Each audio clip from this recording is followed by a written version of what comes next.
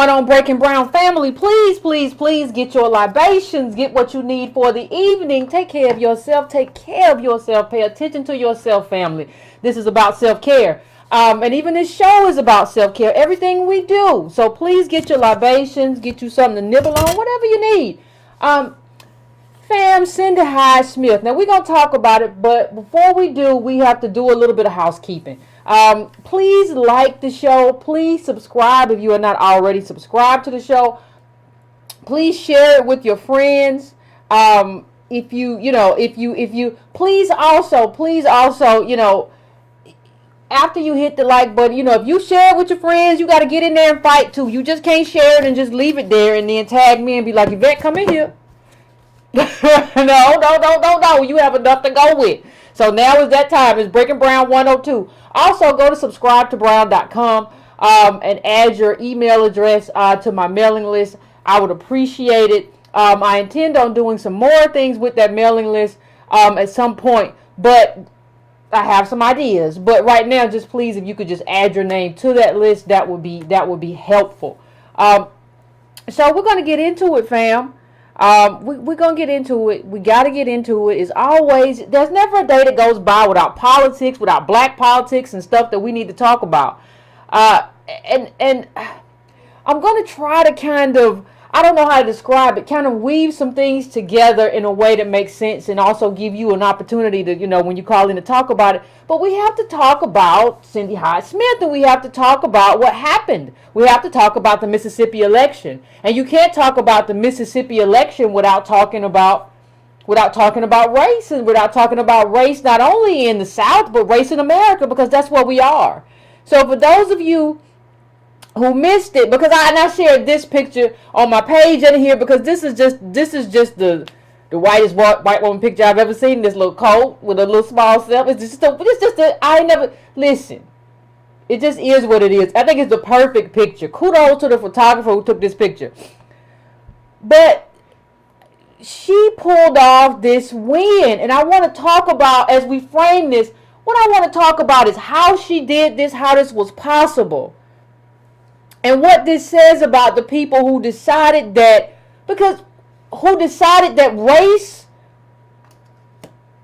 racism, not just race, not just like when people say race played a factor, and we're going to get to that. When people say race played a factor in this election, no, what you mean to say, let me tweak that for you. What you mean to say is that racism played a factor. Racist voters played a factor.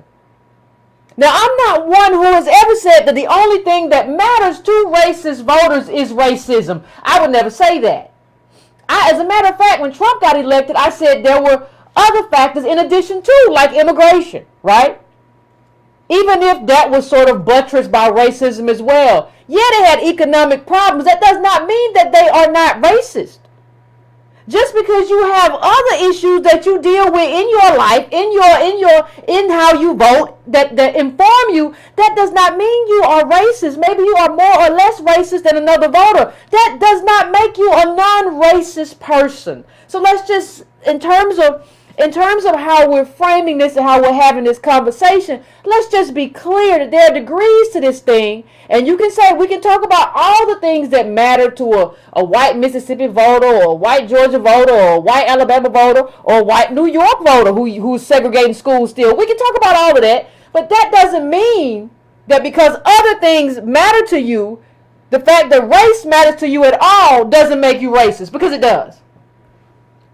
If race is something that is mattering to you, and I'm not talking about race in terms of like somebody said that being an open borders person is not a race person. That just means you're in favor of having borders in the country. You think borders matter. That does not necessarily make you a racist. But saying that you're not going to vote for, or believing or thinking within yourself that you're not going to vote for a particular person because of their race makes you a racist. We can talk about the degrees of your racism, but I'd rather not, but we can. Now, one of the things that we have to do in terms of how we think about this and how we couch this, we have to talk too about what's sustainable and what's not sustainable. and we're going to talk about this. But I have coined this this whole thing. And if you all didn't see the data on the race, here it is. We're talking about Hyde-Smith at 53, almost 54%, and SB at 48. Now, I like to use data to the credit. This is like one of the best showings, right? In terms of +8, you have to go all the way down to Trent Lott. In terms of this +8, Hyde-Smith, what she won by. So I'm not saying that it's a bad showing. I'm not saying that. But here's something else that I would say you need to pay attention to. Here's something else that I would say that you need to pay attention to in terms of Hyde-Smith and her win in terms of this +8 that you see at the top of the screen.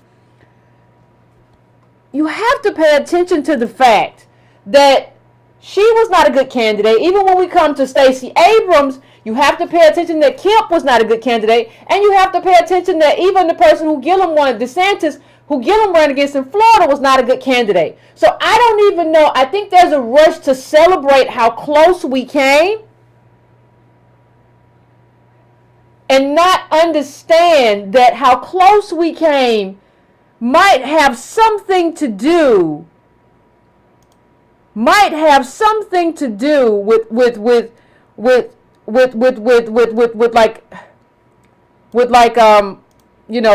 this 53-46 might have something to do with the fact that these weren't good candidates. So just keep that, just put that in your pocket. Just put that in your pocket as we go along and as we have this conversation. Just put that in your pocket, put a feather in it, and we'll get back to it. We're gonna get back to it. But here's what I want to say too. I think kind of what we're witnessing, and it's not like this is the first time that we've witnessed it. We haven't, but it is the rise of white mediocrity in the face of a black opponent, right? And I mean usually a DOS, American DOS opponent. And why do you say that, Yvette? Why do you say this is the rise of me? Well, because when somebody said, well, what happened? What did you talk about Beto O'Rourke? Well, Beto O'Rourke, people don't want to talk about it, but he made a lot of mistakes in terms of like not really fighting against the accusation of open borderism in Texas. And even with him, like when you see how close Abrams came, when you see how close Gillum came, nobody is mentioning them in terms of they should run for president. Nobody is saying that. But what do we see in terms of Beto O'Rourke? We see this is everywhere. We hear everybody say, oh my God, he should run. He should run. And you have our DOS, you have Abrams, you have Gillum running against people who are bad candidates. I mean, you had people in Georgia and on Fox News saying that, oh my God, Stacey Abrams, she can't count. Ha ha ha ha ha ha, she can't count. Now you have this Yale attorney or whatever, you have people laughing at the fact that, oh well, she can't count. Because you have Kemp saying what Kemp said, but you have Kemp who graduated from UGA in agriculture making these suggestions of intellectual inferiority, and you can't call that anything but racism. What I'll say in terms of all of these elections is that we have to start, not just us, but I'm talking about media too. And I'm not just talking about Jackson, I'm not just talking about Mississippi media. I'm not just talking about Alabama media. I'm not just talking about Georgia media. I'm not just talking about South Carolina. We have to start calling the thing by its name. New York Times. We have to start calling the thing by what it is. And these are mediocre candidates, and this is racism. And you can't keep going through this life in terms of how we deal with things and say, like, this is not a racist candidate. And this was not racism. And these were not mediocre people. And they had mediocre ideas. And the insinuations and suggestions that they're making about the people who are their American DOS opponents are racist as well. You cannot keep doing that. And we cannot keep relegating this to the South. This is not a Southern phenomenon. This is an American phenomenon. And we have to understand America a lot better than we understand it. We have to start understanding America a lot better than we understand America. And we think we understand America right now, but we don't. We think we understand, and I'm going to get into that. We think we understand racism in America, and we don't. The way racism has been written about in the last 5-10 years, in a lot of ways, is very problematic. It's very problematic. It's very problematic that you can have people saying that Stacey Abrams can't count and she shouldn't run or whatever. It's very problematic.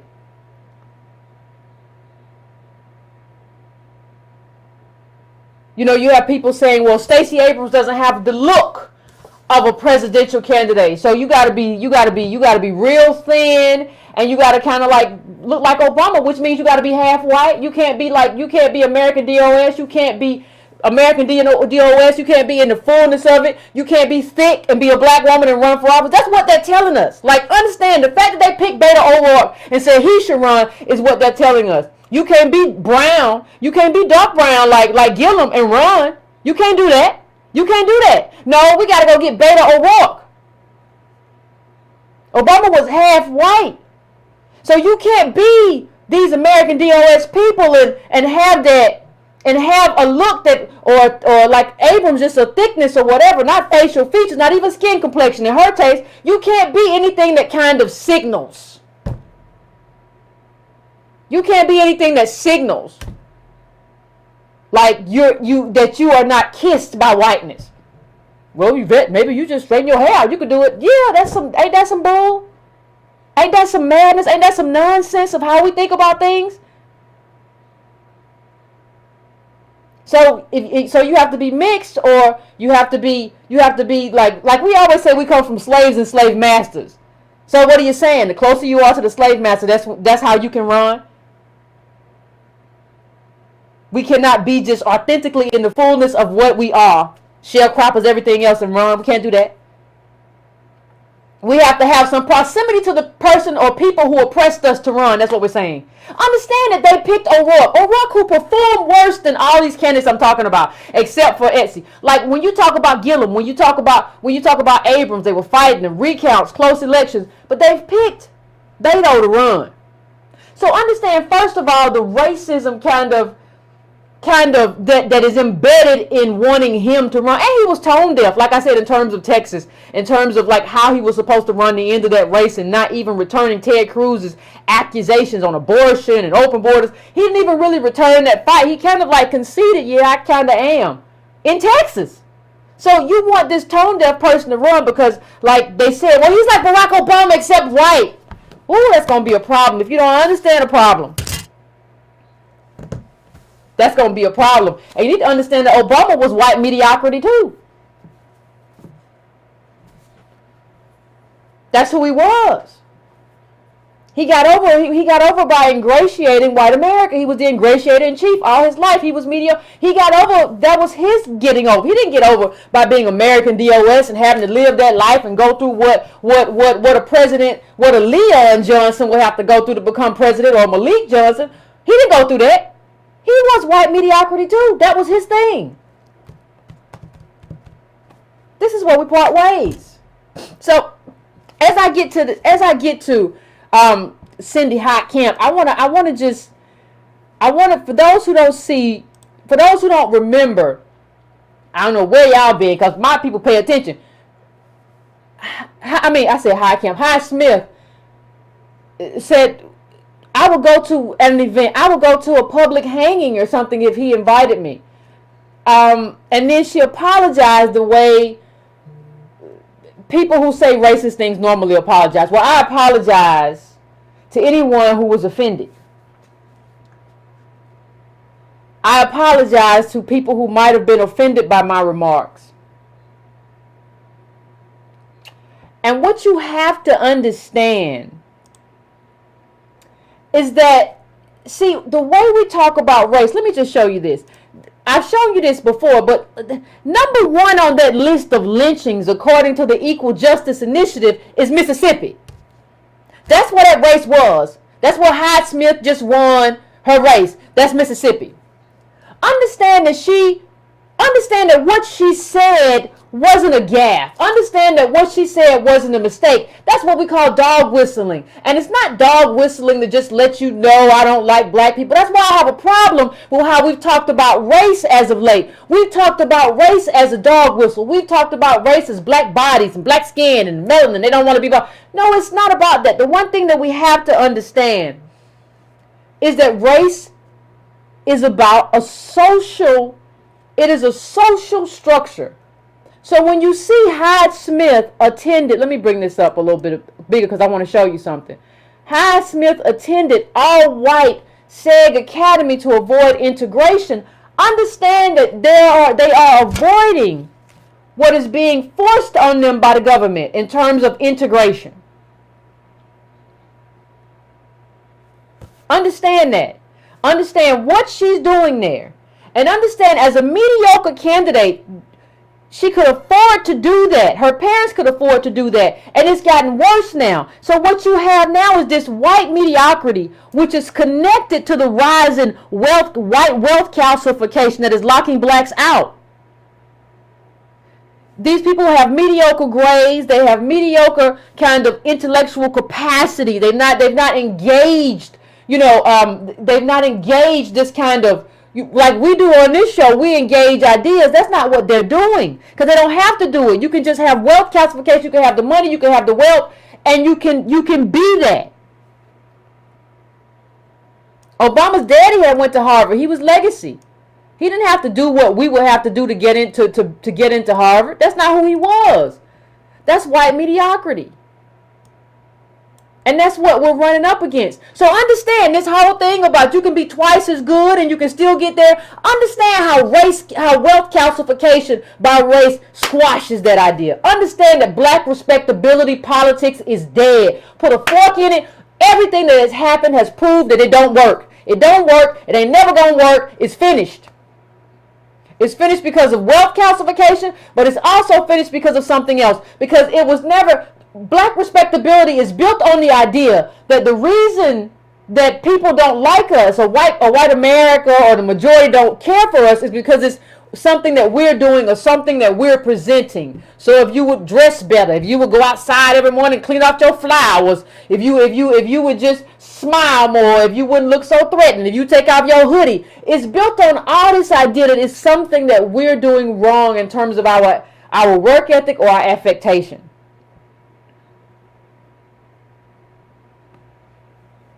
Right? That's what it's built on. But what we don't understand is that it's built on something different. It's built on a social structure that has white people on top and American DOS people on the bottom as a bottom caste. Understand, you should not be able to apologize in the blackest state in America for saying you would go to a lynching. That should be it. That should be over. You should be finished. Like, and everybody who voted for you before that, all the Republicans who voted for you should just say, you know what? We got to take this L. Next time, we'll pick a better Republican candidate. But right now, I refuse to vote for a racist in a country, in a state that had the most lynchings. Well, this old, drawed-up woman was still around. She was around during that time. She knows what she's saying. And not only did she go to that school, understand that her daughter went to that school, went to another segregated school. They're all over Mississippi. And there's no doubt, this is from the article I just put up. There's no doubt that why these schools were set up. Lawrence County opened in a small town of Monticello, Mississippi, about 60 miles south of Jackson in 1970. That same year, another segregation school, Brookhaven Academy, opened in nearby Lincoln County. Years later, HydeSmith would send her daughter, Ann Michael, to that academy. She knew exactly what she was doing. Understand that. Understand that there are no mistakes here.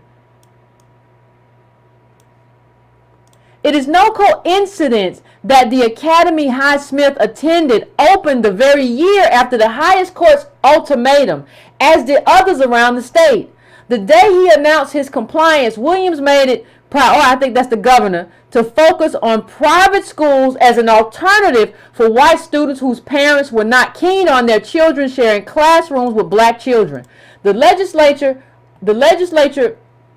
even approved private school vouchers for white families to offset the cost of sending their kids to white-only private school. Understand what they're saying. They're saying that government subsidized segregation and racism and separate but not equal. Because they don't want to go to school with black kids. And let's see how it happened. Although the U.S. Supreme Court ordered public schools to desegregate in 1954 and again in 1955 to do so with all deliberate speed, Mississippi slow-walked the integration of its schools as long as possible, trying a variety of school choice schemes, state legislation, and court cases to stop full integration, including arguing that white kids should not go to school with so-called genetically inferior black students.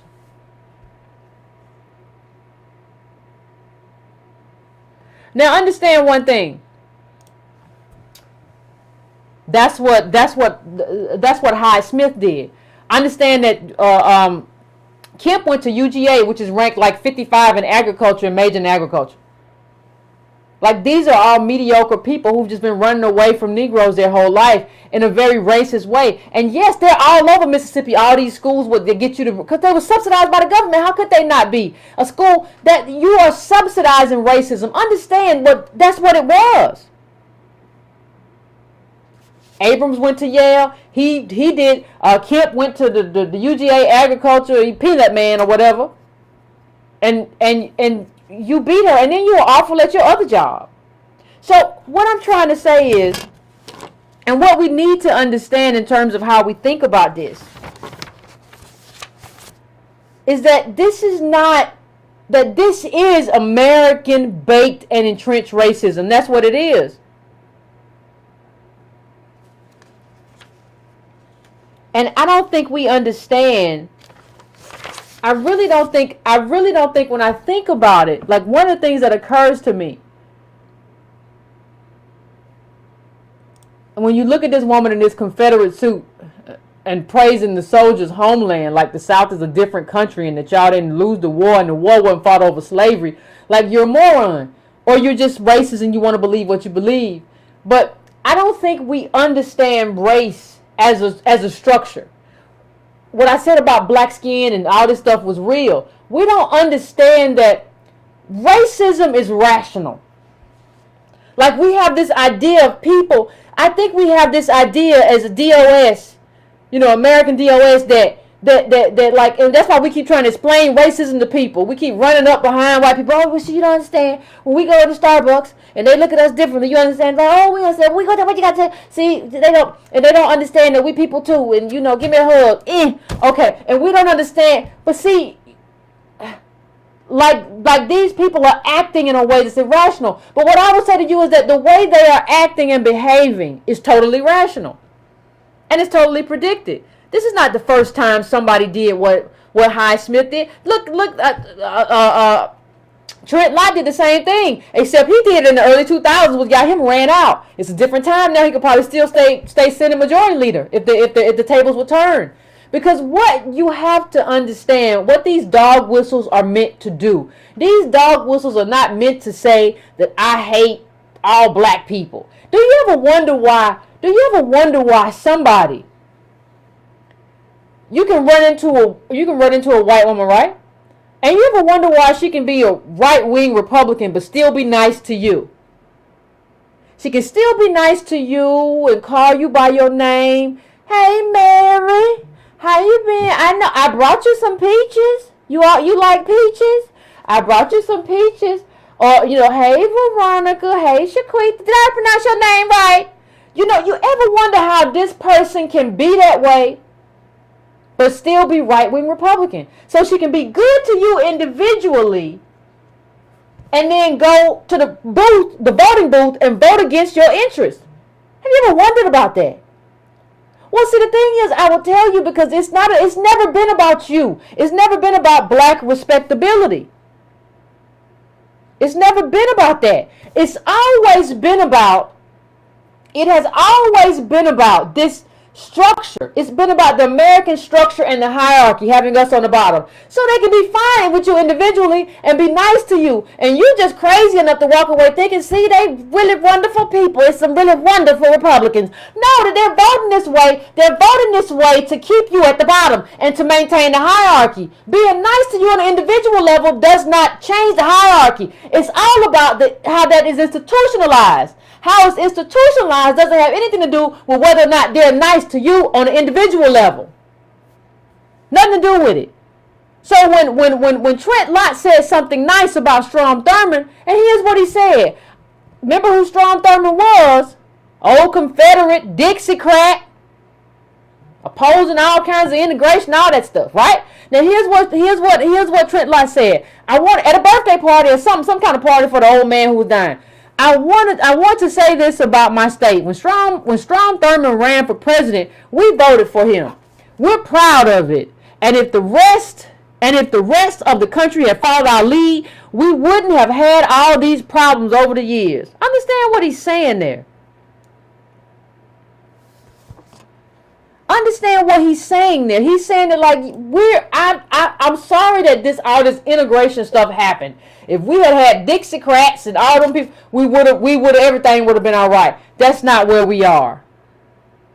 And that's messed up. And you also have to understand what Mississippi looks like. While he's saying this, understand what Mississippi looks like to American DOS people who are there right now. Let me just read this to you. As the second worst place to raise a black child in America, Mississippi has a lot of other issues to go with that dishonor. It has the unfortunate distinction of having the highest infant mortality rate in the country, nearly 10 deaths for every 1,000 births, beating out also high neighbors Louisiana and Alabama. But why is it so high? Probably because the numbers are heavily skewed by the black birth mortality rate, which is 13.8 per 1,000 births, with 40% of all infants in Mississippi being born to black women. One of the poorest states in the nation, Mississippi also has a high black unemployment rate, 13.9%, and the worst unemployment benefits, a paltry average of $194 per week. See, the thing is, here's the thing. White people ain't going to give you nothing. White people will become liberal as everything if you ain't there no more. If you move away, if all the black people came out and left Mississippi, it would be so liberal with benefits because we're still otherized. I want you to look at this too. Hold on, let me try to bring it a little bit bigger for you. Opportunity for success in Mississippi. Understand that dark green that you see right there, understand that is black. Understand that light green is Latino. Understand that regular orange right there is white and that light orange is Asian. Been here longer than anybody. We are the guts and bones of this country, and we have the least likelihood of success. Understand that. Understand that. And understand, you have to understand that. You have to understand who Hyde Camp is, and how she got the inside track after Thad Cochran was gone. You have to understand how these people are giving each other's opportunity and giving us a hard life and death and poverty, even though we built this country.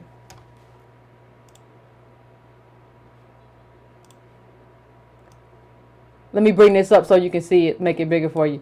Disadvantages for black kids in Mississippi begin at birth, like we just saw. Look at the state of underweight. More than 16% of African American babies across the state are born underweight, the worst in the nation. This is Mississippi.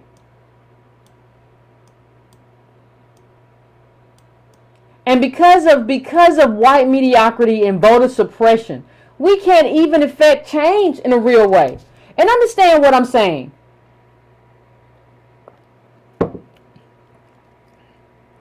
Understand what I'm saying.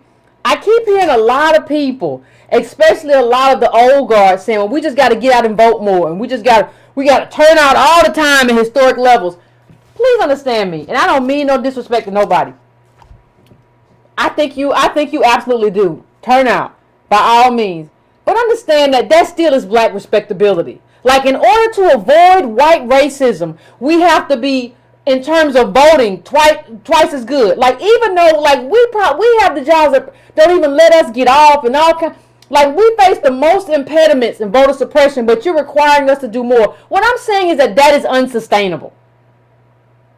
That is an unsustainable model. Now, maybe the model looks something like what Stacey Abrams is doing. That's why I like it so much in terms of filing these lawsuits.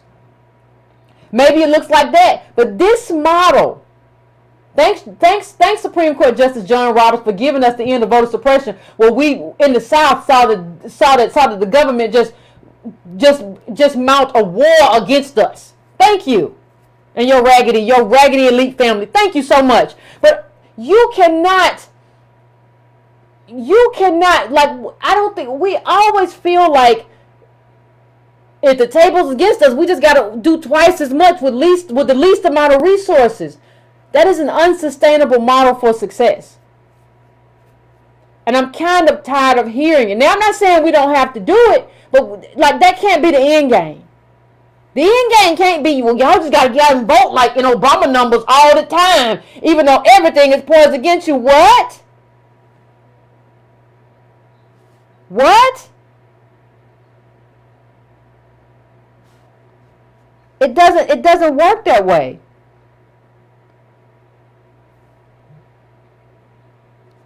It doesn't work that way. That's not the way, what do I always say? That's not the way any of this works. And somebody has to have enough, and I think every time that you have voter suppression in a state, you have to be able to do or be willing to do what Abrams and her team did. Which is, you have to be able to fight that. You have to fight this in court. And there's some other things we're going to have to do too. This, though, is just doing more and doing it better. This is unsustainable.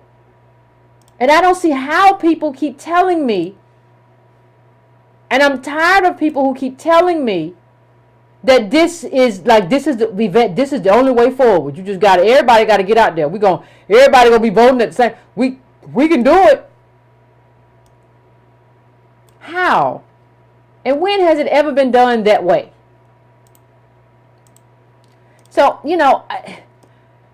what we have to understand as we contextualize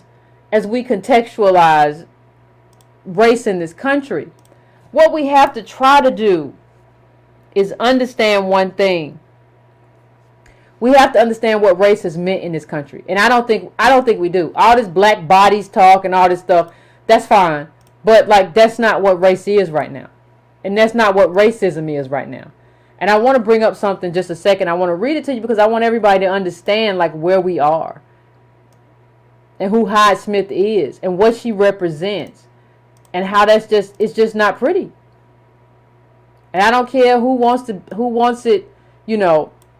don't care who wants to see it differently. Like, why the blood of a 1955 Mississippi murder drenches today's Senate race. Now let me give you a quote.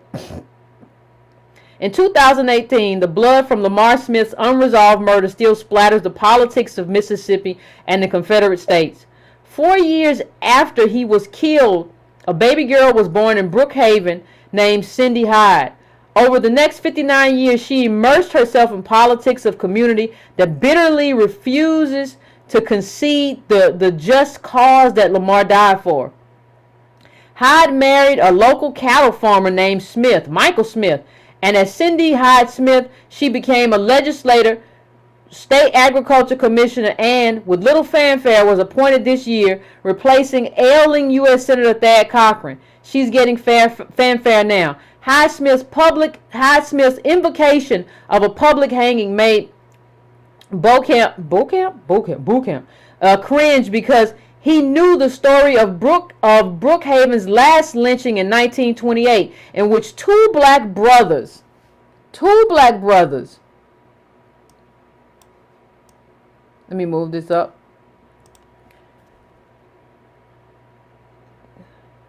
James and Stanley Beardham, accused of assaulting two white men were seized and murdered by a mob that stormed the county jail. The corpse of one of the brothers was dragged for 2 miles through Brookhaven's black neighborhoods to intimidate the residents, and then it was hanged quite publicly.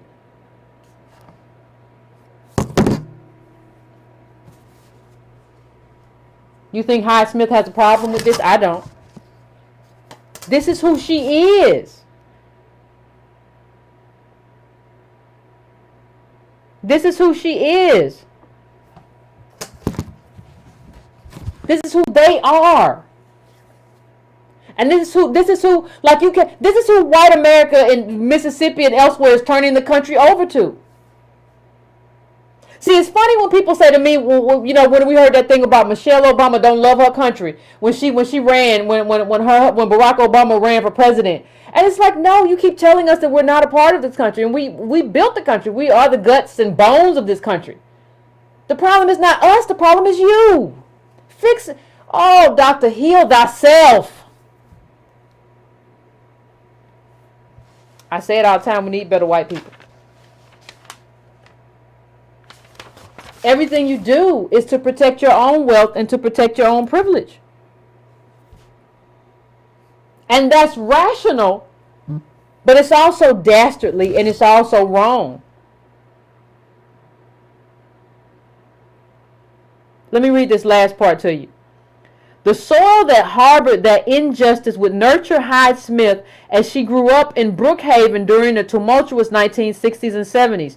The filmmaker Bouchamp told me he's found loose family ties between Hyde-Smith's in-laws and key players in the segregation fight. Surprise, surprise.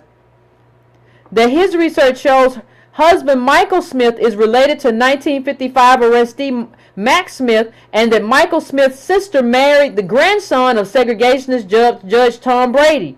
None of that is surprising, perhaps in such a close-knit community. The alleged killer, Noah Smith, died in 1975 and was buried in Macedonia Baptist Church, the same church where Cindy Hyde-Smith has been a Sunday school teacher. Lord, can you imagine learning Christianity from this woman? Anyway, what's harder to explain is what is one of Hyde-Smith's first acts during her first term in the Mississippi legislature in 2002, which was to unsuccessfully push a bill to rename Highway 51 running through Brookhaven as Jefferson Davis Highway in honor of the slave-owning president of the Confederacy who had no specific tie to Brookhaven. A recent report from the senator's hometown in Mississippi Today notes that even now, when many communities have removed the hot button Mississippi state flag with its stars and bars, Confederate imagery, Brookhaven has doubled down by flying the controversial banner every 50 yards or so on the town's main drag. It's just a racist place. I don't want to be there after sunset. I've been, you know, I'm born and raised. I'm a daughter of the South. I'm born and raised in Georgia, and I've been to Mississippi one time. I've probably been other places, Alabama, Tennessee. I don't go to Mississippi like that because you're a notoriously racist state. Like we all of the South and all of America, because you have the North still segregating schools, but you have the highest. There's the proximity to Negroes equals the most racism because they're trying to maintain a certain hierarchy. That's why Mississippi is notorious. They're trying to maintain a certain hierarchy where they get to preserve their wealth and their privilege, and we stay on the bottom. It's not about, well, you black bodies. No, it's a hierarchy. It is a certain arrangement. And let me just bring something else up, because as we're talking about this. As we're talking about this, you have to understand what that means. This woman is going to be senator for a state where all these black people, like almost 40%, it's like over 40% black and like 30-some% black is the voting population. And she's going to be she's going to be your senator. This racist, scraggly little Cruella de Vil white woman is going to be your senator. Understand what that means. Like, as if your life couldn't get any worse, now it's going to get even more worse. And not to mention, Mississippi has also led the way, too, on voter suppression. Other states are taking notes. Again, thank you, Supreme Court,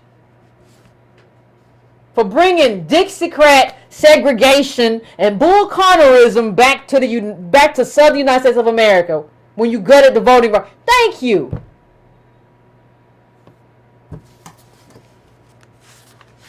And so what I want to really understand, what I want everybody to understand is that when you hear these things, it's not a hiccup. So it is a problem when I see articles like this.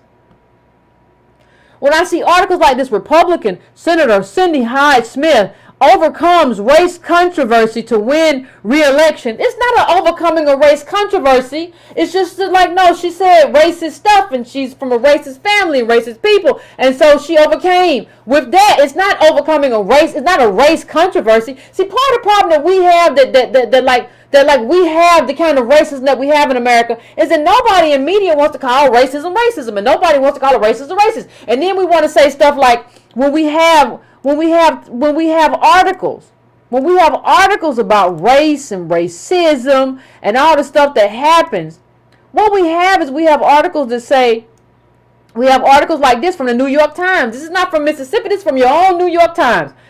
Across South, Democrats who speak boldly risk alienating rural white voters. See, this is a garbage article. Just like the other article I just put up was a garbage article.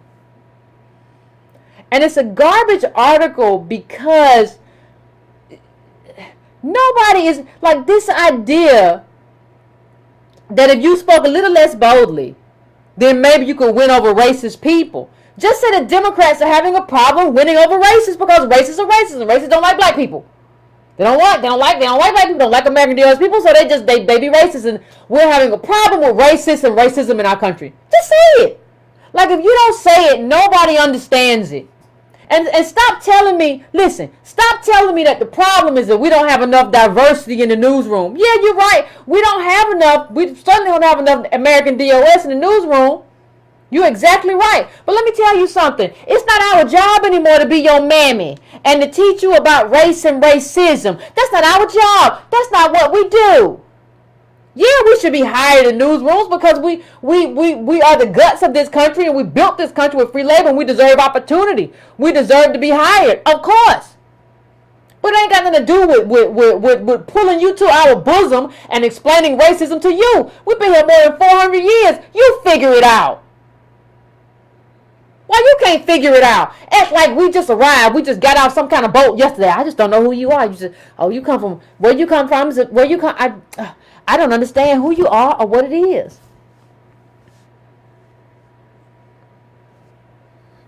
I don't know who you are. I don't understand. Well, what did you say about Hyde-Smith? I don't understand what you're saying about Cindy Hyde-Smith. I'm saying that she wanted to name a road after a racist slave owner, and that makes her racist. How hard is that for you to understand? How hard is that for you to put into an article and make it make sense for yourself? Jefferson Davis was very clear. You can go read all of his writings, what he said about Negroes, and he said about the Fugitive Slave Act, and y'all need to bring our slaves back to us, and y'all have violated the law. He was very clearly about being a racist dog. So if you don't understand that anybody in 2018 who aligns themselves with him is a racist, not just a person who had a race controversy, then you are a racist too. And let's call you who you are and take you out the New York Times. Can we be clear on that? Because somehow we can't be clear on anything, and white people always just misunderstand race. Like we some kind of new bug, or like we speak a foreign language. You know what we saying. Are you crazy? You're not crazy. You're very smart. You write for the New York Times. Why are you putting this kind of stuff up? Like the problem is how we talk to rural white people. No, it's the problem that you don't think we deserve to live free and have opportunity in these United States of America. That's the problem. You're the problem. We have never been the problem for this country. This country has always been a problem for us. You need to get it right. Stop talking to me about it's all Mississippi or it's all, yes, but you're not doing a good job of communicating what it means to be there. And you know why? Because a lot of y'all in the New York Times and everywhere, y'all got parents who are just as racist as these people in Mississippi. And that's why we see everything that we see right now in in New York about you don't want these little Negro children and these little other children at your school. Yeah, because you're racist too. So understand how. See, this is the thing. Understand how you would think what you think. Understand for you to really think that we are the problem. That means that you too were probably raised in a segregated school. That means that you too, in terms of the people who were most consequential in your life, were not American DOS people. That means you too never sought out American DOS people. That means your parents put you in a place where you had advantage, where you didn't need to seek out American DOS people. That's the only way that you cannot understand. And you can't tell me, well, I know some American DOS people. No, you were put in a place where the American DOS people you know are ornaments as opposed to real full-throated Negroes.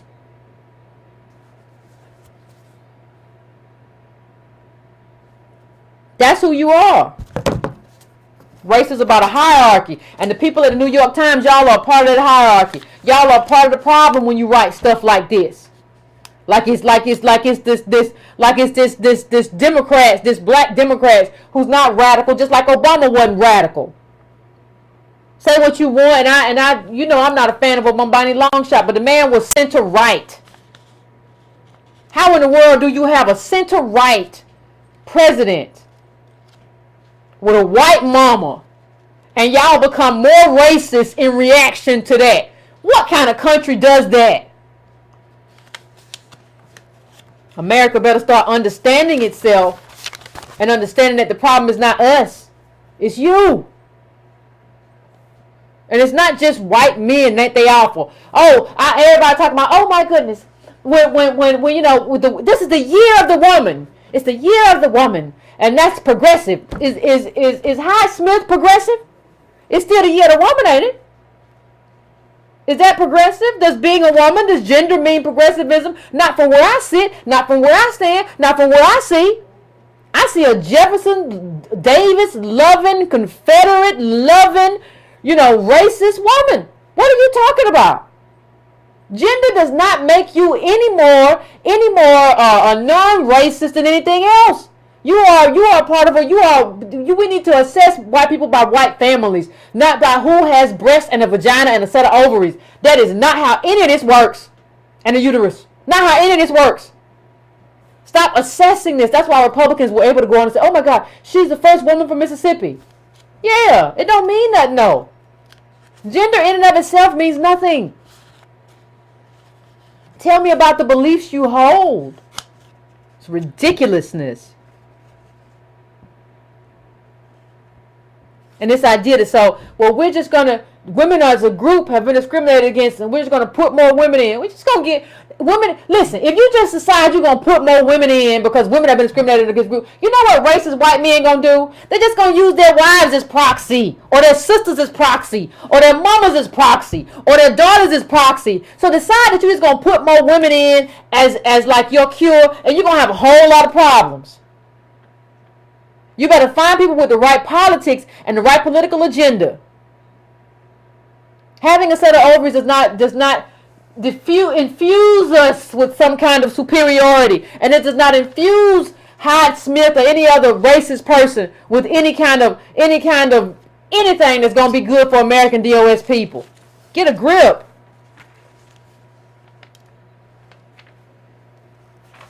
Society is structured in a very, very awful way, fam.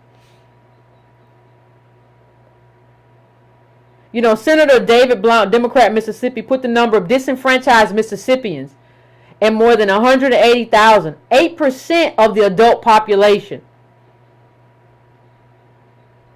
Governor Phil Bryant opposes any change in the law. There is a price to pay for violating the laws of the state of Mississippi. Oh, garbage state. Particularly a felony, he said recently, and one of them is that you lose your right to vote unless it is restored by the Mississippi legislature. I would want to change. I wouldn't want to change it. This election was decided by 80,000 votes. You understand that, right? And look at the number he disenfranchised. These people know exactly how many to cut off. So it was decided. So they know exactly how many people to get off, how many of us to skim off to get what they need. And understand what this means. When you say we're not enfranchised, that means that we're not still allowed to be full citizens in this country. The people who built this country, who are the blood and guts of this country, have to now deal with this Jefferson Davis loving racist as their representative. Understand the insult and the poverty that this woman will wreak havoc on the American DOS population in Mississippi. And understand how this New York Times article is not just Mississippiism. Understand how this New York Times article is also a big part of the problem in terms of how people understand race in America. There are no good, well-intentioned racists who don't know better. They all know. They just won't let you know that they know. They just want to keep you believing that they're just confused. They don't know no better. And if they knew better, they would do better. Please tell me what I got to do, and I'm going to think about it. I'm going to try to figure it out. And you got to tell me again. I didn't understand the first time. We've been here well over 400 years. This is not some kind of thing of just not understanding or not knowing. This is intentional. You, black American DOS people, we want you on the bottom. We want to have the privilege of being on the top. We want to maintain this hierarchy. We will be nice to you when we see you at the gas station. We will smile and wave, but we will not do anything to change the hierarchy of this country. We don't want you to be fully American because that means that we have to sacrifice something, and we are unwilling to do that. That is what the election of HydeSmith should tell you. Whiteness demands that racism never be a disqualifying factor or trait in the election of a candidate. That means that you don't care about whether your black neighbor is deemed, worthless by your country. That's what it means. Understand what that means. It don't matter how hard you smile. You have to understand what it means. Understand what it means is that people who are incarcerated being shut out from voting is potentially what cost this election. That is disenfranchisement. That is a revocation of your rights as a citizen in this country, especially a citizen that intentionally targets American DOS. Understand what that means. And understand how Trump slyly put it in that SB wasn't America. Well, he wasn't really Mississippi. So your people can be there from there, all that stuff, but you're not really Mississippi. Understand how this country is trying to otherize us and make us something other than truly American. Who is he really? Says the New Yorker. What are you doing here? New York? Yankee? Like, if we really want to have a conversation, how do you get to come there? Because of the power of whiteness. There is no southern versus northern thing. There was just white versus American DOS. That's all there was. These people are playing a long game. A very long game. A very long game, and we ain't playing. And so, as we come up on the end of this, fam, as we come up on the end of this, I wanna say something.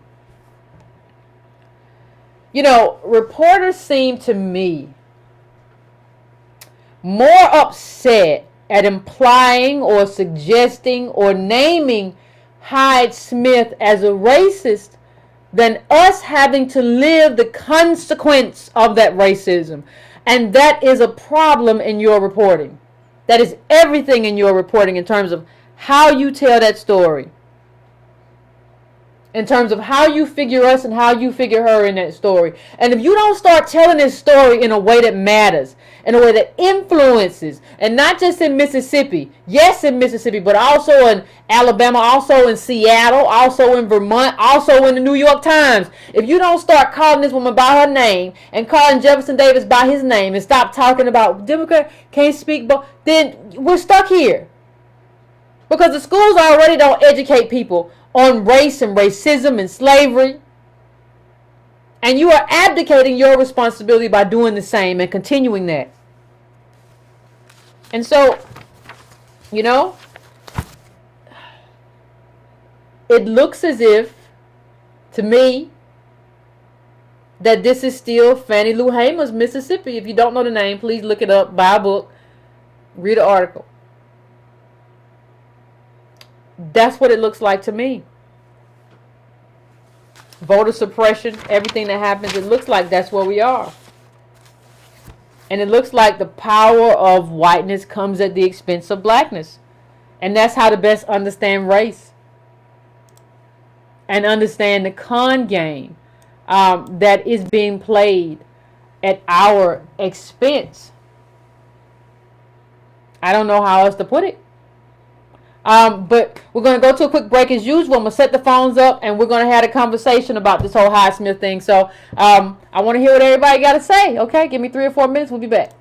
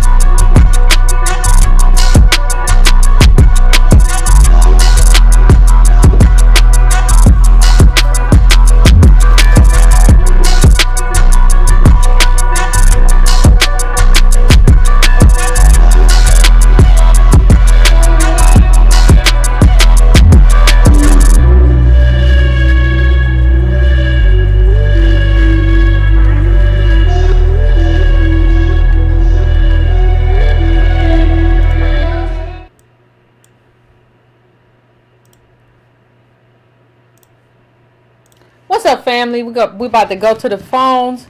I want to hear from everybody, but if you are from Mississippi, I'd love to hear from you. I'm about to go to my first call. My first call is 267. 267. What is your name? Where you calling from? And what's on your mind? Hey, Yvette. What's going on? Hello? Oh, that's what's up. I'm the first one. That's what's up. What's up, Breaking Brown family? This is Mercedes. I'm calling from Philly. I'm going to keep this quick, short and sweet. Okay. Listen, our representatives, they ain't representing. Tone did a banging video today about what we need to focus on is ADOS. He broke it down to 3 things. I think it was reparations, the racial wealth gap, and mass incarceration. It ain't nothing else to talk about at this point. We've been discussing this, and I've been here with you probably for like 2 years. I mean, thank you, and we know what the deal is now. The willful ignorance of white people and their fake ass denial. We got to call it out. We know we built this country with our slave labor, and nothing else has made this country successful. Ain't nothing else to talk about. Thank y'all. God bless the Break It Down family, and good night. Thank you, fam. I appreciate that. Yeah, you're right. Y'all go check out Tone Talk's video. I haven't checked it out yet myself. But go check it out. Yeah, those 3 things sound right. Like, that's what we got to focus on. All this other stuff and everybody trying to scatter our attention and make us focus on a bunch of stuff. Don't have nothing to do with us. Ain't you concerned about this? Ain't you concerned about that? What you think? Oh, you ought to be ashamed of yourself. Ain't it more? No, that's it. That's just it. Like, this is what we got to focus on as a group. And because y'all don't care about us, y'all don't focus on our issues. It's not like y'all spent the last 20 years focusing on mass incarceration, or y'all spent the last 5 years trying to make that right, and you've been all in. You don't care. So what are we supposed to be doing? Why aren't we on our own representatives right now? If you know, and making them and forcing them, being like, why are you talking about stuff that doesn't matter to us as a group? Why are you talking about? Why aren't you talking about stuff that matters to us as a community? We're a group. Most of y'all, the way they got this stuff gerrymandered, most of y'all come from mostly ADOS groups. I think y'all could manage it without as much funding or money because of where you come from. Why aren't you advocating that way? These are questions that we have to ask. So I appreciate the caller who just called in. I'm going I'm going right now to let me see if I see something real quick. No, I don't see it. Well, all right. I'm going to 201 right now. 201. What's your name? Where you calling from? What's on your mind? Hi, Yvette. This is Michael from Boston. What's going on, Mike? What's going on? Hello? I was thinking about you speaking of kind of the gaslighting that goes on and the propagandizing that goes on.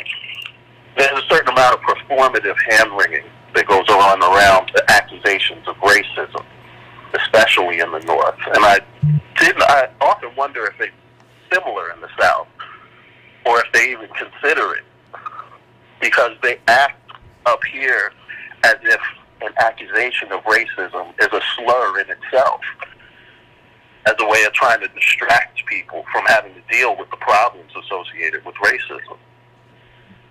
Mm-hmm. Yeah, I agree. Ta-Nehisi Coates wrote in one of his smaller pieces, "This town deserves a better class of racists," the terms eloquent racism and oafish racism, describing Donald Sterling, describing the problem of him getting caught, using a slur on the phone with his girlfriend, versus the racism that he was practicing for years with nobody having anything to say about it in housing discrimination. And that's really the divide that they play along in the North, with people having no problem with racist actions, but having a big problem if somebody steps out of line and stops playing the game of disguising what they're doing. Yeah. That's all I had to share. Appreciate it, caller. Yeah, they don't have any problem with racism or what it means or how it affects us, but don't get out of line with it. Again, if you're from Mississippi, please call in. If you can't get in or whatever, please please, put your area code in the text. You know, you put your area code in the chat. I mean, not the text, the chat. So I can bring you in if you're not in. But if you're from Mississippi, please call in. I'd appreciate it. I'm trying to check as I go through this right here. I'm trying to check for like Mississippi area codes and all that kind of stuff, but I don't see none. Y'all got a lot of 769, 662. I don't see it. But I'm going to the next caller then. I'm going to 973. 973, what's your name? Where you calling from? What's on your mind? Hello? You there, caller? I'm sorry that I had you on mute. I'm sorry. Okay. What's going on? What's on your mind? Hey, what's going on? It's call out of New Jersey. I'm gonna be real fast. Okay. I'm trying to get to some Mississippi callers. I just wanted to say, you guys been point on. I don't know. We give you guys enough credit. You guys was point on with the Bitcoin, and you was point on about the New York representative. Is her name Ortiz? What is her name? Ocasio-Cortez, I think. Yeah. Yeah, how she's sounding crazy, comparing the South American caravan to Jews trying to escape Nazi Germany. So but you guys called it, and only thing I can say is as DOS, as Breaking Brown family, even if we don't have boots on the ground, I think that we can just basically get into these chat rooms, get on Twitter, and just kind of like challenge these tropes, and just, because I'm not even into the business of convincing white people no more. I just want to get more DOS on board. So, I just wanted to just, give you guys y'all accolades and keep up the good work, and I'll let you go. Appreciate it, caller. Appreciate it. Thank you. I mean, yeah, I think we gotta get. One of the things I said before, and this goes to what the caller said, I think we got to get ourselves together before we get anybody together. Like, one of the things when people talk about a solution, we've given a bunch of solutions in this show. They're just not solutions that are going to make you drive a Maybach. But one of the solutions that we give is that, like, we can't, everybody wants to just run. Like, well, what you want to do? Let's go. You ready to go? I'm ready to go. I'm ready to go. No, you don't have any foundation. So what that means is that when you get around somebody, it's going to be easy for them to just take you down and convince you of some other stuff that's not true, because there is no political foundation undergirding you or who you are or what you believe. That's going to be a problem. So I'm going to 919. 919, what's your name? Where you calling from, and what's on your mind? Hey, how you doing, Mr. Ben? Pretty good. How you doing? I'm Alan, man. Thank you once again. As we said, man, this is ridiculous. The crackness of these people is insane. Yeah. I have an issue. I work in a prison setting, and as we all know, one of our issues right now is the mass incarceration. I am a black male who does reentry, and when you do reentry, you're trying to get our men back together. Majority are black men, and you'll see the whiteness seems to look at that and frown upon that, like, who are you to try to get these men better? So I'm in this situation here at my job where I'm trying my best to hit home with some points. And tomorrow I'm going into a room. We're having a meeting, our whole department meeting, and I'm going to speak my piece. And at this point in the game, there's no room for being scared anymore. If you can present your argument, if we have a mass incarceration state, we have 13% of the population that African Americans make, but we over 50 to 60% in the prison environment. There are going to be some relatability issues that a black male or a black woman will be that face for that black man or black woman to come to who's incarcerated to come for help. So you can't weaponize that person. You can't use that against them. And I don't care how you take it. You can go back to your homes. There's some relatability issues that they don't see, and you don't care. But at this point, I don't care. I come in there. You can weaponize me, use it against me. I don't care, but I put it in your face. And I advise that to all our listeners. I advise that to all our people. If you feel that way and that gravity, you can no longer run away from it. This is all part of the argument. It's chatting on Twitter. It's not just bickering back and forth. You put it in their face. And we're educated enough at this point in the game to know that. And like you said, and like we all know, if we don't do this, we're gone. We're dead. We don't have no place here in America. We don't have it here no more. And I don't care if anyone tells me. I was listening to a video by this lady by the name of Mrs. Tucker from out of Mississippi. And she said, well, in Mississippi, I get to see the racism in my face. Well, y'all here all across America, you know it's there. I'd rather them throw that stone in my face and tell me they hate me than the ones that say, hey, smile in my face and they're racist in their heart. You gotta put it out there, guys, and you can no longer be afraid. It's not a conversation that's gonna be taken lightly. And you gotta stand your ground. And that's all I got to say to our listeners, man. You got to stand your ground, people. This is now. This is do or die at this point. Do or die. I appreciate you, Mr. Yvette. I appreciate you. Thanks, Tom, for that great video today. That was awesome. They got my blood boiling. What did James Baldwin said? A conscious black man in this country is in a constant state of rage. Yes, if you don't feel that rage, this ain't for you no more. Yeah. You gotta move to the side. Like you said, we are at this point, we need a critical mass. I'm a part of that critical mass in all settings. I'm in the federal government setting. I don't give a damn. I don't care no more. But I'm gonna bring it to them. But I just want to say thank you guys. Next caller, I hope someone from Mississippi call, ma'am. We love you. Keep going. I'm out of North Carolina. Thank you. Good night. Thanks, North Carolina. I appreciate that. And that is what it is, fam. Like, we gotta, like, it's a lot of people. I'm not telling you to go outside and get yourself arrested. That's not what I'm saying right now. What I'm saying right now is it's a lot of people that call into this show or watch this show and agree with it. But when you go to work, well, I think you might be right. I know. No, I don't know. No, you gotta defend what you gotta defend. Nobody's telling you to be an awful person or turn over your desk. But what I'm saying is that, like, you know enough of the data and you know enough of the information right now to really fight this fight. Like you do. And if you don't, go back to the other videos. You know enough right now to do what you got to do. Like, you got to know who your people are, who your group is, and then you got to go to bat for that group. That's just all it is. Like, I told people, I've said this before, but, like, people be like, well, Yvette, what do you do? Like, do you understand that, like, all these videos are a matter of public record now? Like, where would I go? Like, I don't think people understand, like, how I box myself in. Like, there's nowhere to go but here with American DOS. That's it for me. There's no other way to navigate. This is not a place where you can just snatch all your videos down and be like, I don't know who that was. I wasn't even there. I don't even know these people. You can't do that. Like, that's not where we are. That's not where we are. And you have to be willing to fight for who you are and where we are. You have to be willing to do that.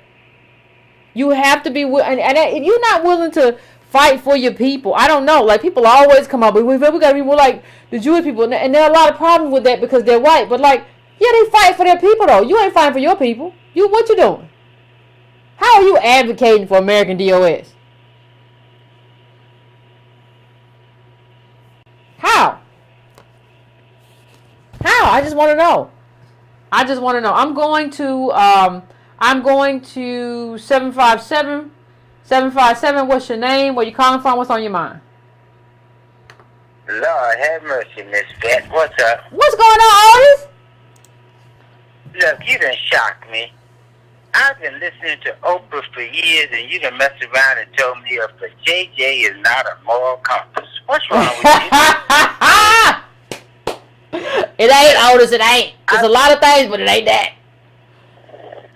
Look, I've been on a whole bunch of these people that been hollering about that blue wave, what's going to happen, and now they're really demoralized, because I've been telling them, I don't know if you've seen it in my Facebook post, but one of the first ones I put up is this trope about white folks voting against their own best interests.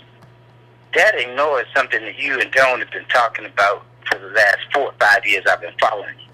Black folks don't understand the social and economic value of whiteness. I told you before, whiteness affords people to be an individual.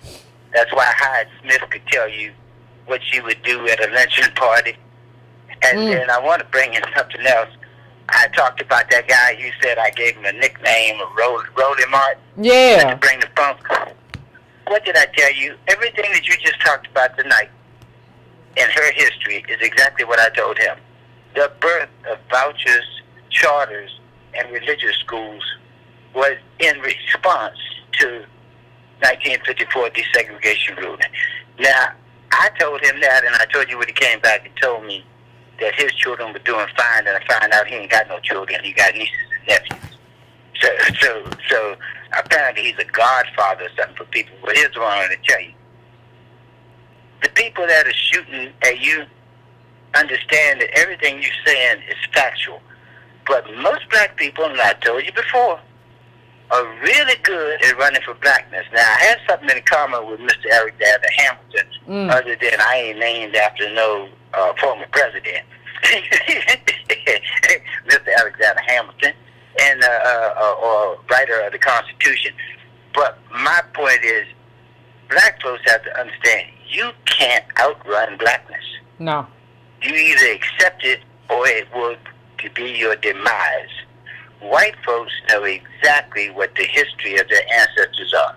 The places you're talking about, Mississippi, Alabama, and Georgia, they were the grandest plantations in America. Yep. The money is still there. Slave catchers, the cops that you see are third, fourth, and fifth generation leading Absolutely. these places. Hyde-Smith did exactly what white folks have been doing in this country for centuries. She failed up. As you said, she's mediocre, but guess what? She was put in an institution where her grades had nothing to do with meritocracy. It had everything to do with the thing that you talk about black folks need to accept. Lineage. It is all about lineage. When you're out here talking about somebody like her making it, if you put her out here and nobody knew her name, she'd be Trailer Park Susie. I'm going to leave it right there and let somebody else get on here. Be working at the Dairy Queen. I'm going to tell black folks again, ain't no need of trying to outrun blackness. And the other thing is, all that mission to Africa, I put up another one of my favorite articles because I was assaulted on a broadcast last night talking about we need to escape to Africa. AFRICOM is in Africa. The U.S. government has over 200 special ops operations on the continent of Africa right now. They're out there aligning themselves with corrupt African governments. If you can't stand and fight in the place that you were dropped out of a womb, you can't do nothing for Africa. Cut that bullshit out. Keep doing what you're doing, lady. Oh, Otis, thank you, Otis. As always. You can't like America's everywhere. Like y'all think. See, the thing is, they be acting like they gonna go to a country in Africa, and like I'm gonna just live my life. I ain't gonna have to be under the boot. These are sovereign countries. No, don't you understand that they doing this? That America's over there too and running stuff over there too with these little puppet governments. You can't outrun it. You're a citizen of this country though. You're gonna go to another country, an underdeveloped country, and you're gonna be an immigrant in a country that's still controlled by the West. In what language does that make sense? Thank you, Otis, for putting that in perspective. Let me ask another question. All these people in my chat I ain't got no problem with it, but where the women at? I got some sisters out there. Where y'all at? I can't. If you're in the queue, please put your area code in the chat, because I don't want nobody to think, well, Yvette just picked all of it. No, I didn't. This is all random. I don't have no call screener. So if you are in the queue and you are one of my sisters, please put your area code in the chat so I can come to you, because you know the thing. Hold on, they write. Let me write them down. 432. I can't write that fast. 314-409-773. I said if you in the queue. Now you want to get in the queue now. 312.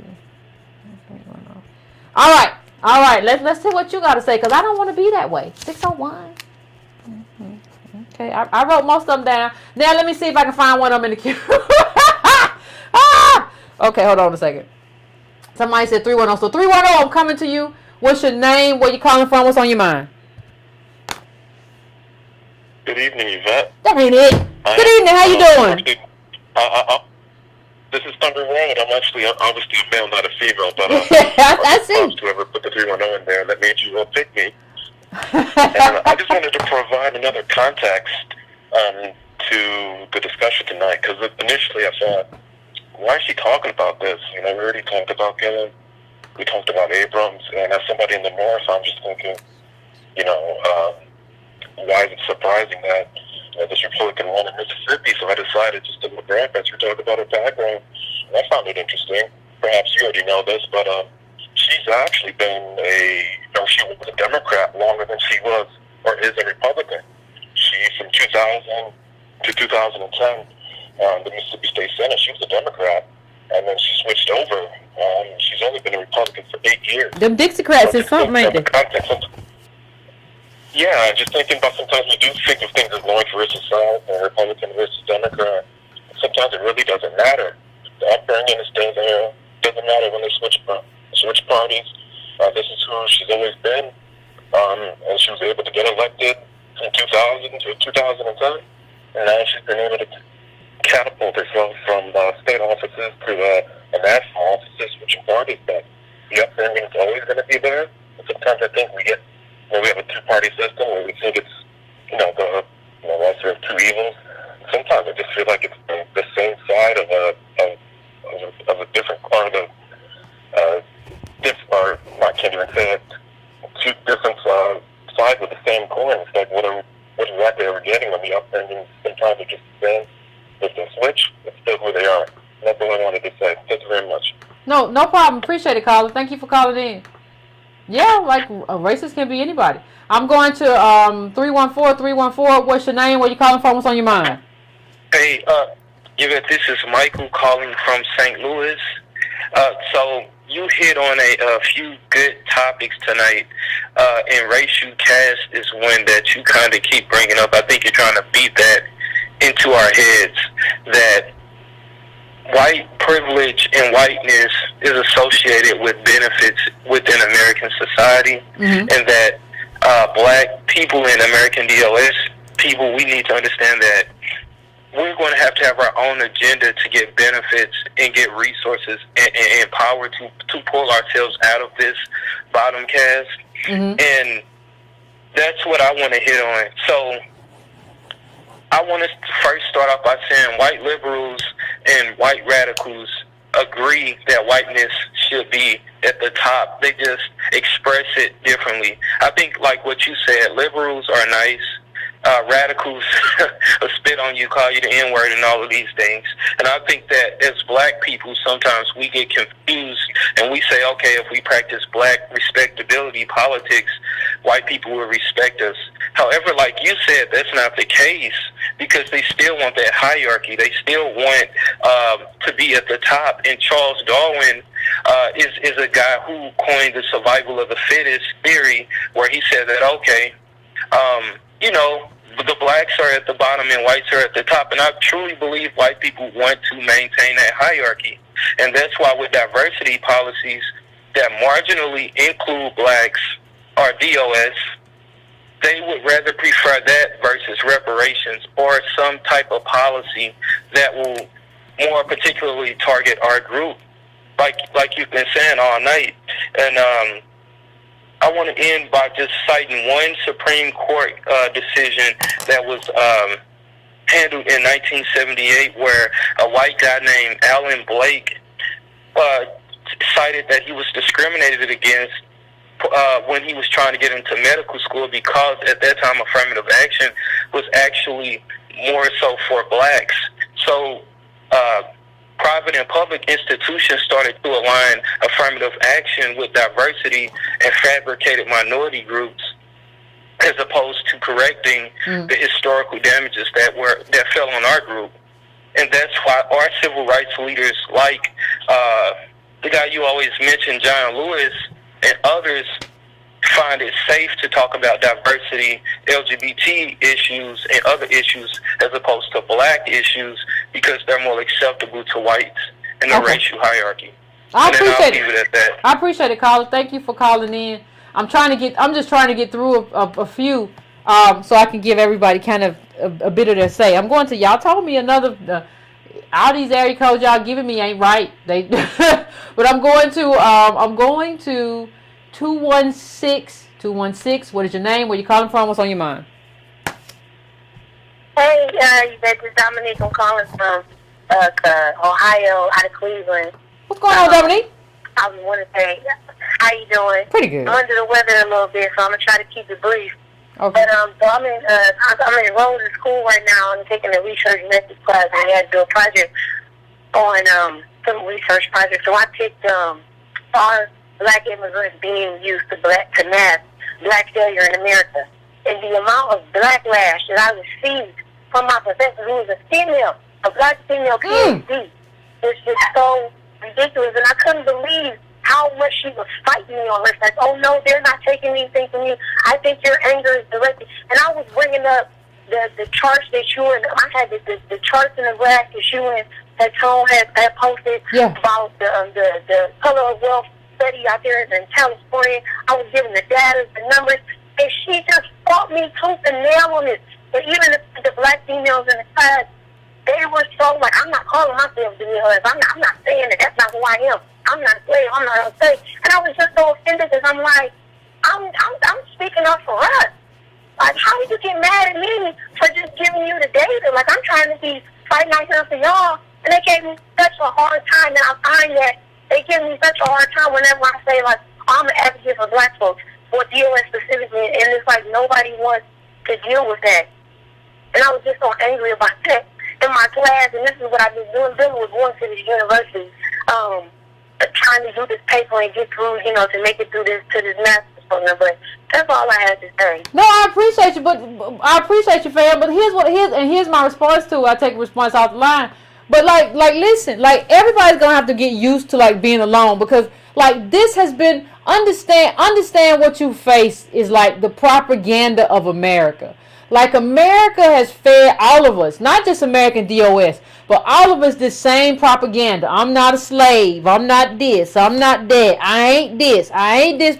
And so what really happens is, we have all internalized that. So don't think the women who in your class who's I'm not a slave. I'm not, they have just used, history is not your self-esteem program. That's not what it is. You just all you are. You can't say I'm not a victim. I'm not a slave. Yes, you are. Yes, you were. This is what it is. But we have to get used to running into this ignorance. It's like a buzzsaw. I know it, but you're gonna run into it with everybody in your life, and that is the path that we have to walk. And I wish it were not so. I don't have any other way to say it, but I wish it were not so. But it is so. So what do you do with it? What do you do? And so you did the right thing by doing what you did. But understand that this kind of intersectionality or all this other stuff people have been taught. I'm not a slave. My history didn't begin there. All of this stuff is going to converge at you in a way that you just going to have to stand in yourself. And with the Breaking Brown family, we're going to be with you in spirit, but we won't be able to be with you when it happens. But understand that this is just propagandized ignorance that you're running into, and try not to get too frustrated by it. Try not to get emotional. Try to just stay in your work, in your data, and just continue to move forward in that direction. So I am going to take another call. I'm going to 662. What's your name? Where you calling from? What's on your mind? I'm on the line? Yep, you're on the line. Oh, snap. This is Teresa calling from Mississippi. Oh, yes! Tell us about it. Yeah, calling from Mississippi. We're all ears. Oh, okay. Yeah, I'm going to tell you, I was at the polls. I went and voted. And I'm going to tell you, them white folks were real happy because they were out there. There's a lot of black folks that were out there voting, but I'm going to tell you, those white folks were around the corner, down the street, and they were everywhere. I just looked at my area, and I was like, man, my vote might not mean a lot, but I was out there. But they didn't have any problems. The mediocrity here is just rampant.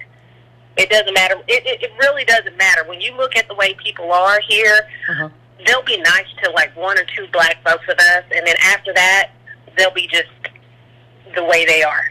They're not going to break codes. They'll be sweet to one or two people, and they're just as racist as they want to be.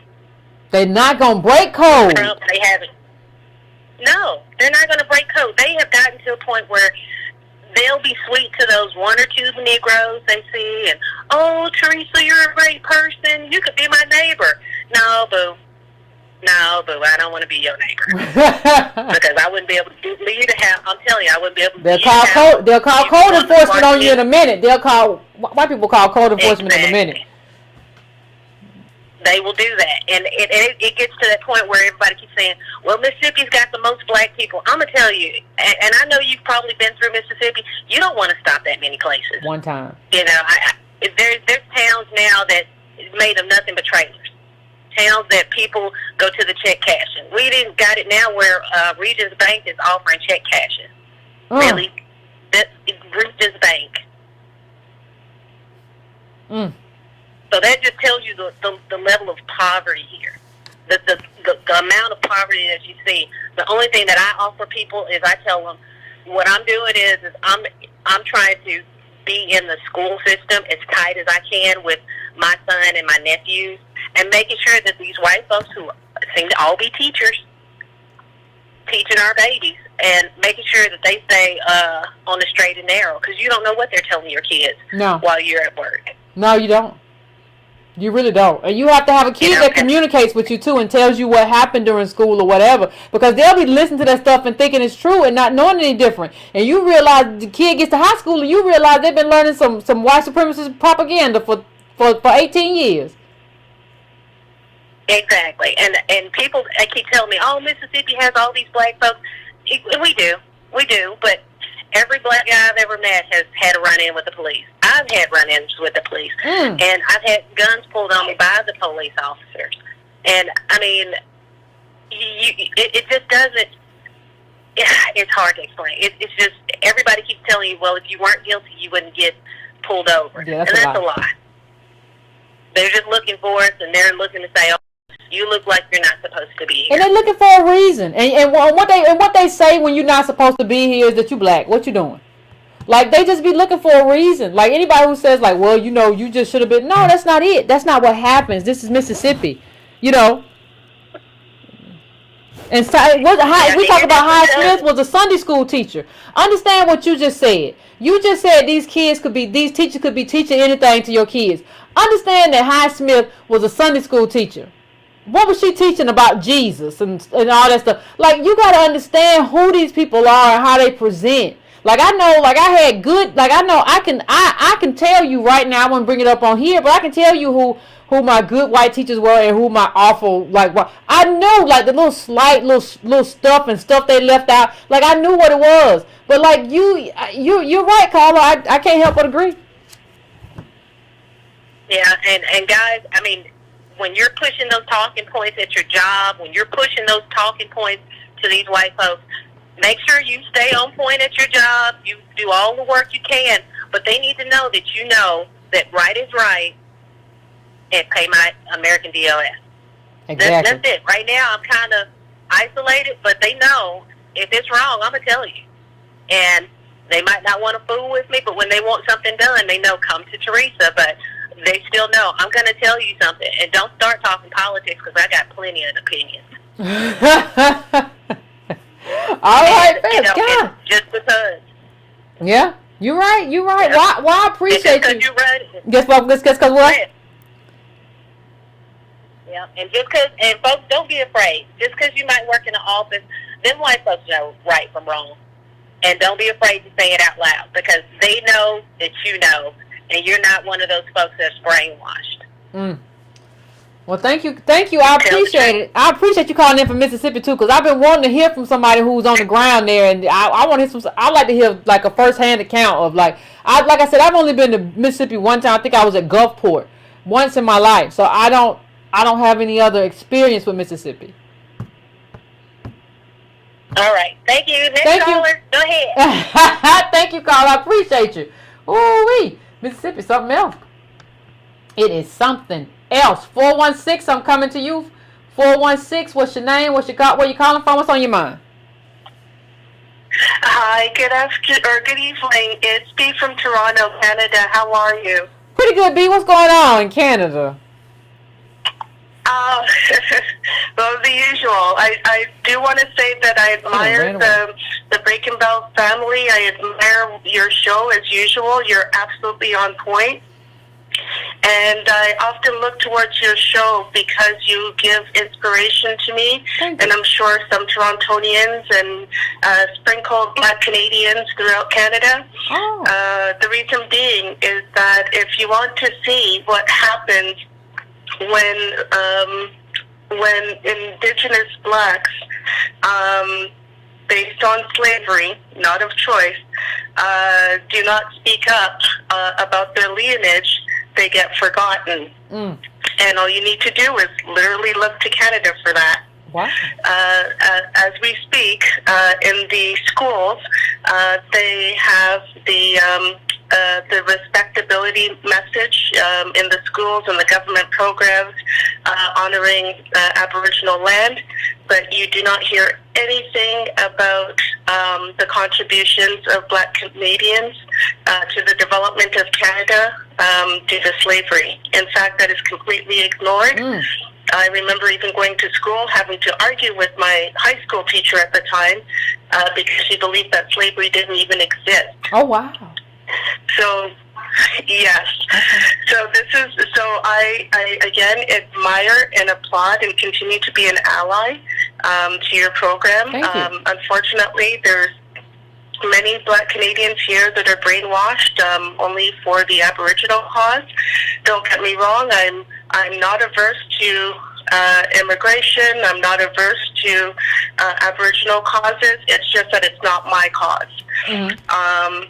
My cause is dealing with Black Canadians, similar to how you're dealing with American descendants of slaves in America. So, yes, again, I applaud your callers and have a wonderful, wonderful evening. Thank you, also, Paul. my son has mentioned that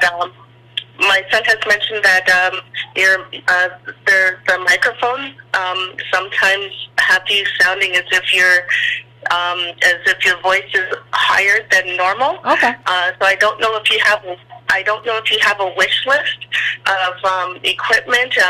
I would love to contribute. Okay. To even so please let us know if you have a wish list of different equipment or things of that nature. Let us know. I would be more than happy to provide the funds for that as well. Thank you. I appreciate it, Carl. Thank you for calling in from Canada. I'm going to 662. I got no 662. 662. I'm coming to you. What's your name? Where you calling from? What's on your mind? This is Sean from Mississippi. What's up, Yvette? Not too much. What's going on, Sean? Not much. One of the things I wanted to point out is that as DOS people, we have to stop being reactionary and be proactive in our voting, because of the simple fact that this past election and midterms, all of my friends was saying, like, what is Mike SB will do for, DOS people. And I told them, I said, it's the difference between, having higher health care and, justice system is being pinned against you. And then what was crazy was that when, Cindy Hood Smith, which I would say hood because that's what she got on her head is a hood. I would say, okay, all of a sudden, she made these comments, and then all of my friends come out here and call me and say, man, you're right, man, we should have voted the first time. Black people, we got to stop being, reactionary and be proactive in our politics. You see what I'm saying? Because this is all we're going to keep getting if we just don't get out here and be proactive. And another thing that kind of stood out to me is that, where was Oprah? Oprah's from Kosciuszko, down the road. Where was she? You know what I'm saying? I thought she was from Tennessee. She's from Mississippi? Or was that in Tennessee? Yeah, she's from Kosciuszko. Oh, I didn't know that. Yeah, so where was she at? I would have thought, like, she had a good presence with Stacey Abrams in Georgia, but she didn't even make her way down here to campaign for Mike Espy after, Cindy Hood Smith did these crazy comments. Now, my thing is like, now she gets in here, she's gonna hang Mississippi with high obesity rates. She's gonna hang Mississippi with this voter suppression, because a lot of these county voting precincts, a lot of them are about to be canceled. They about to take these different county precincts out, and a lot of these black people that stay out in the rural areas of Mississippi, they don't have any cars to get to the voting booths. They might have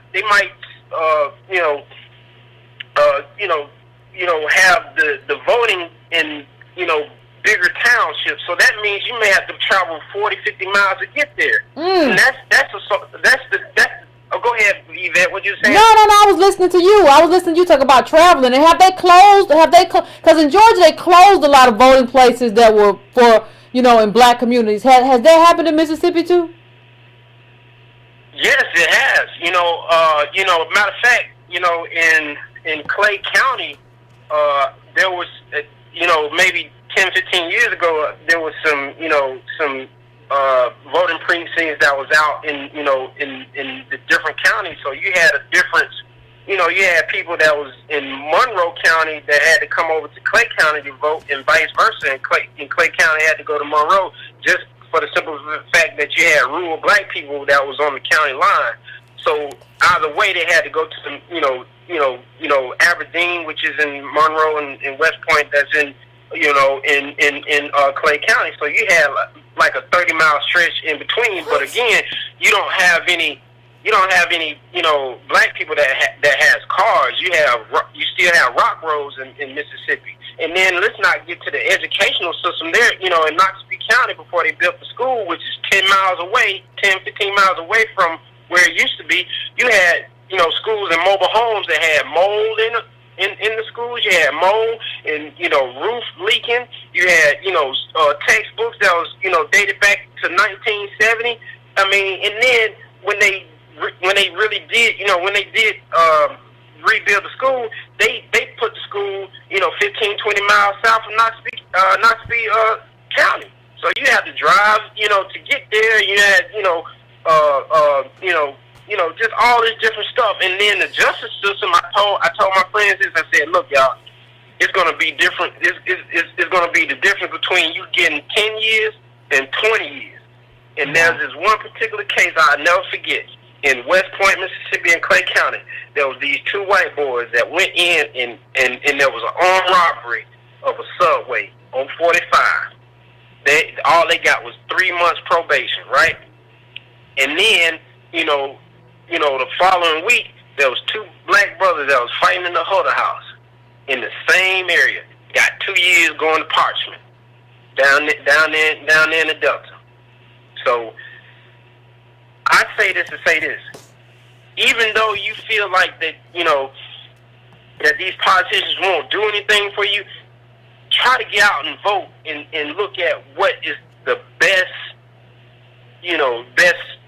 for your situation is what I'm saying. Like, I'd rather have Mike Espy. He may do something, that favor other, immigrants or whatever, but, at least you'll have lower health care costs. Your sentencing won't be as long.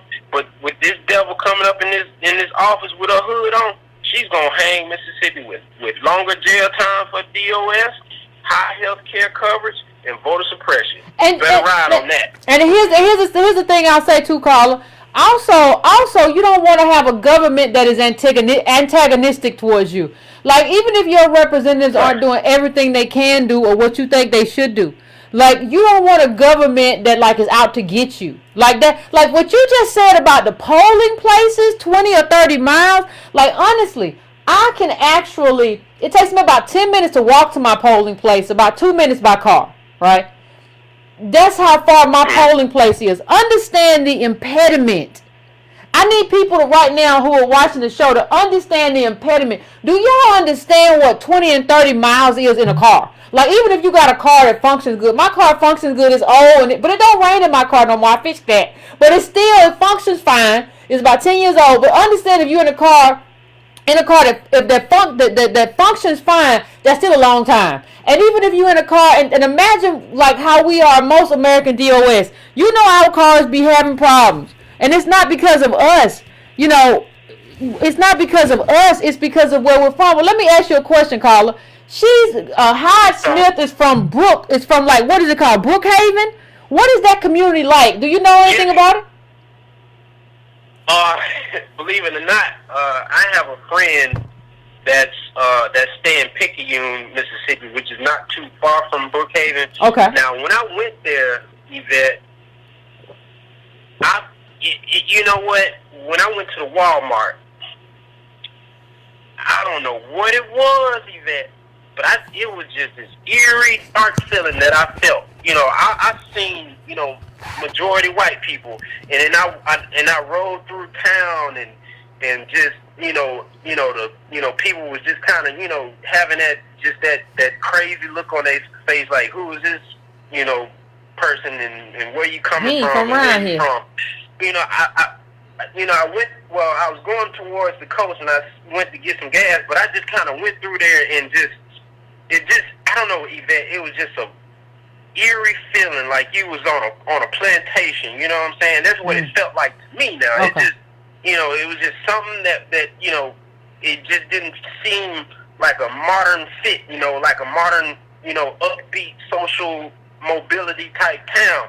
It was just, you know, it just had that, like you felt like those times were still here. That's and you felt like you didn't belong there. You ain't supposed to be here. What you doing here? Right, yeah. It's just the stance that you know, that I received, and just in their interaction, it was just, you know, the microaggressions that they, you know, kind of showcased in their eyes, and it's just the weird spirit, just the eerie spirit in Brookhaven was just kind of it was weird, Yvette. It was like I felt like I was back in those days, you know, Jim Crow and back, you know, on the plantation when I went through there, and I just kind of rode through town and just seen, you know, the antebellum houses, you know, that was out in the outskirts of Brookhaven, where, you know, good and well there was some black folks that was out there, you know, in chains and picking cotton and stuff like that. So it was very eerie. So did it feel like? Did it feel like an intentional kind of Jim Crow? Because that's what it sounds like you're saying. Like, they know who's supposed to be here. Well, of course, Yvette, because you still have the town that's divided, where you still have, you know, on the other side of the train tracks, where you saw, you know, black neighborhoods. And when I went through there, you still got shacks and shotgun houses and stuff out back, but when you go back on the other side, you see these white, you know, plantation mansions and these antebellum homes with the wraparound porches and these columns, just like you see in the movies. So of course, I mean, you know, it's still segregated. Again, I would say this, you know, even though they took down the black only and white only signs, it still say black only and white only when it comes to housing, education, and politics in this election. You said a mouthful right there, Colin. You said a mouthful. Whew. I appreciate you. If you want to say one last word, you can, but I appreciate you calling in. I appreciate you and the other Mississippi caller calling in and letting us know, because, you know, even I think people think all of the South is exactly the same. We have that here, like a lot of that stuff is a lot of similarities, but still some stuff is like Mississippi stuff. Like, Mississippi has its own politics, has its own culture, has its own everything. So I appreciate being able to hear from you. Oh yeah, no doubt, Yvette. Like I said, I love what you're doing, Thank you.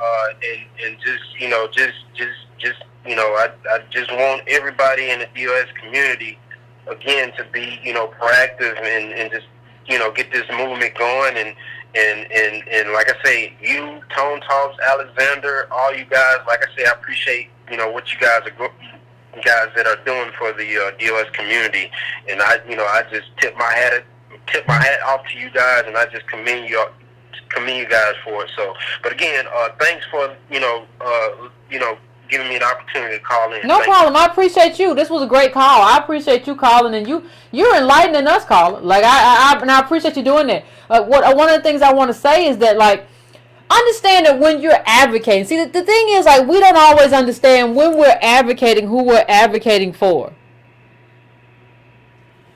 Right? We don't really understand, like, who we're advocating. Well, why are we doing this, Yvette? Are we doing it for you? Like, no, you're doing this for him. Like, you're doing this for what he just described. These shotgun houses, these dirt roads. These people are not, like, these American DOS people in Mississippi are being robbed of an American life. And so when you ask yourself, like, who is my advocacy actually for? It's him. That's who it's for.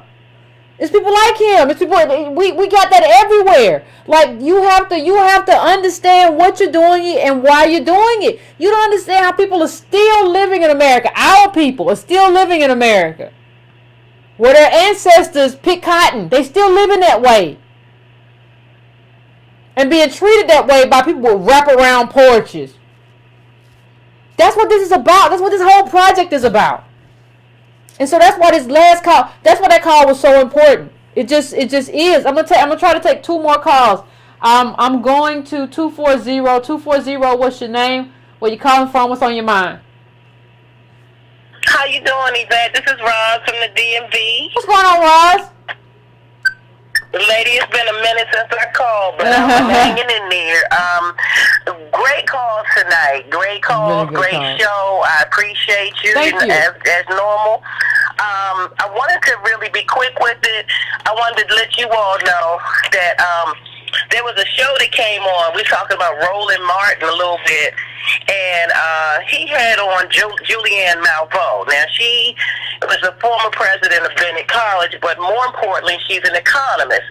And he came on and he was doing his after show panel where he was talking about why he went on Megyn Kelly's show and was explaining to her about the blackfacing incident. And Julianne Malveaux basically was saying, I don't want to talk to these people about anything except for our reparations. And that's where we need to be. We need to be on talking about, and now the entire panel was just black people. Roland kind of cut her off and went on to something else. But when she was like, what are you talking to them about? You're explaining to them the history that they already know. We don't need to talk to them. We need to talk to them about our reparations, and that's it. That's it. If they're not talking about that, why are you wasting your time? Why are you wasting your time?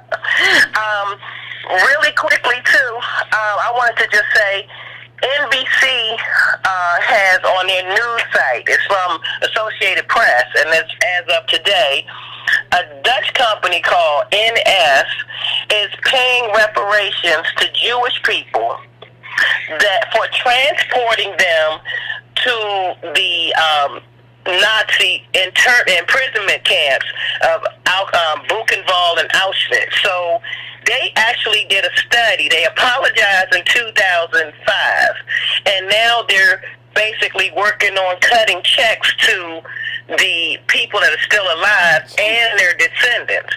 So for the life of me, I don't understand when I run into ADOS people or allies, and there's not allies, but us, and people are saying, oh, they'll never pay reparations. People need to understand what they're saying out of their mouth, because we need to have our own advocacy group that's advocating for us. And like, if anybody did not, just to re-emphasize, listen to Tone Talks, he set us on fire with his message tonight. So y'all better go watch that Tone Talks video. That's 3 times they've been saying, y'all better go watch that video. He was hot. I don't care if you have to go to work at 2 o'clock in the morning. You need to, this will keep you wide awake throughout your shift, because I immediately started doing what I said I would. Let's get on Twitter. Let's make phone calls. I mean, I didn't get a chance to make the phone calls. I just saw it when I got in. But everybody, we have 2 senators, 35 voting representatives, and 2 non-voting delegates in Congress right now that are in the so-called Congressional Black Caucus. What in the world are they advocating for the ADOS? Why are they even called Congressional Black Caucus? Because they haven't advocated for us. For what have they advocated? for. I don't know anything that they advocated for. We, as black people, ADOS, we need to step to them and say, I'm tired of you talking about DACA. I'm tired of you talking about the immigrants that are not even citizens, migrants, caravan, whatever you want to call them. I'm tired of you talking about white women's issues, Arab issues. You need to talk about us.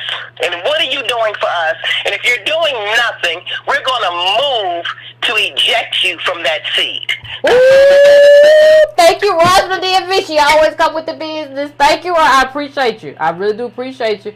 Yeah, like, what are you doing? Like, what are you doing with your life? What are you doing with your life if you're not advocating for the people in your community, in your district, and for the people who you come from and the shoulder you're supposed to be standing on? What are you doing? You want to be the next little Barack Obama? Child, they done already got one, and they got one who wasn't us, and they put him in. That's it. I'm going to my last call right now. I'm going to 832. 832, what's your name? Where you calling from? What's on your mind? Jack for Texas. What's going on? No, I just think we should be voting for our best interests. We should not be voting for Republicans or Democrats, but we should be saying, what the hell have you done for me lately? And we should be very aware of the gatekeepers.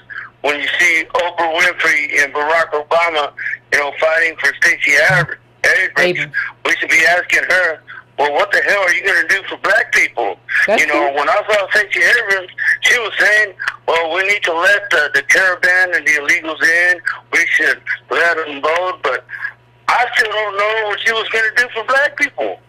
What are you policies to help black people? Are you from Georgia? No, I'm from Texas. Oh, okay, never mind. I was going to ask you if you voted for Kemp. Okay, but go on. Sorry.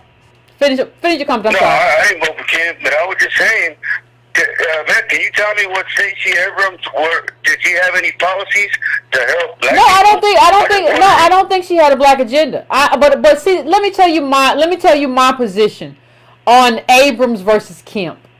My position on Abrams versus Kemp is this.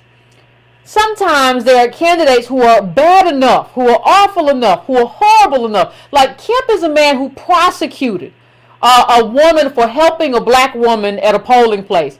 He's a man who prosecuted a black woman for helping her blind father fill out a ballot.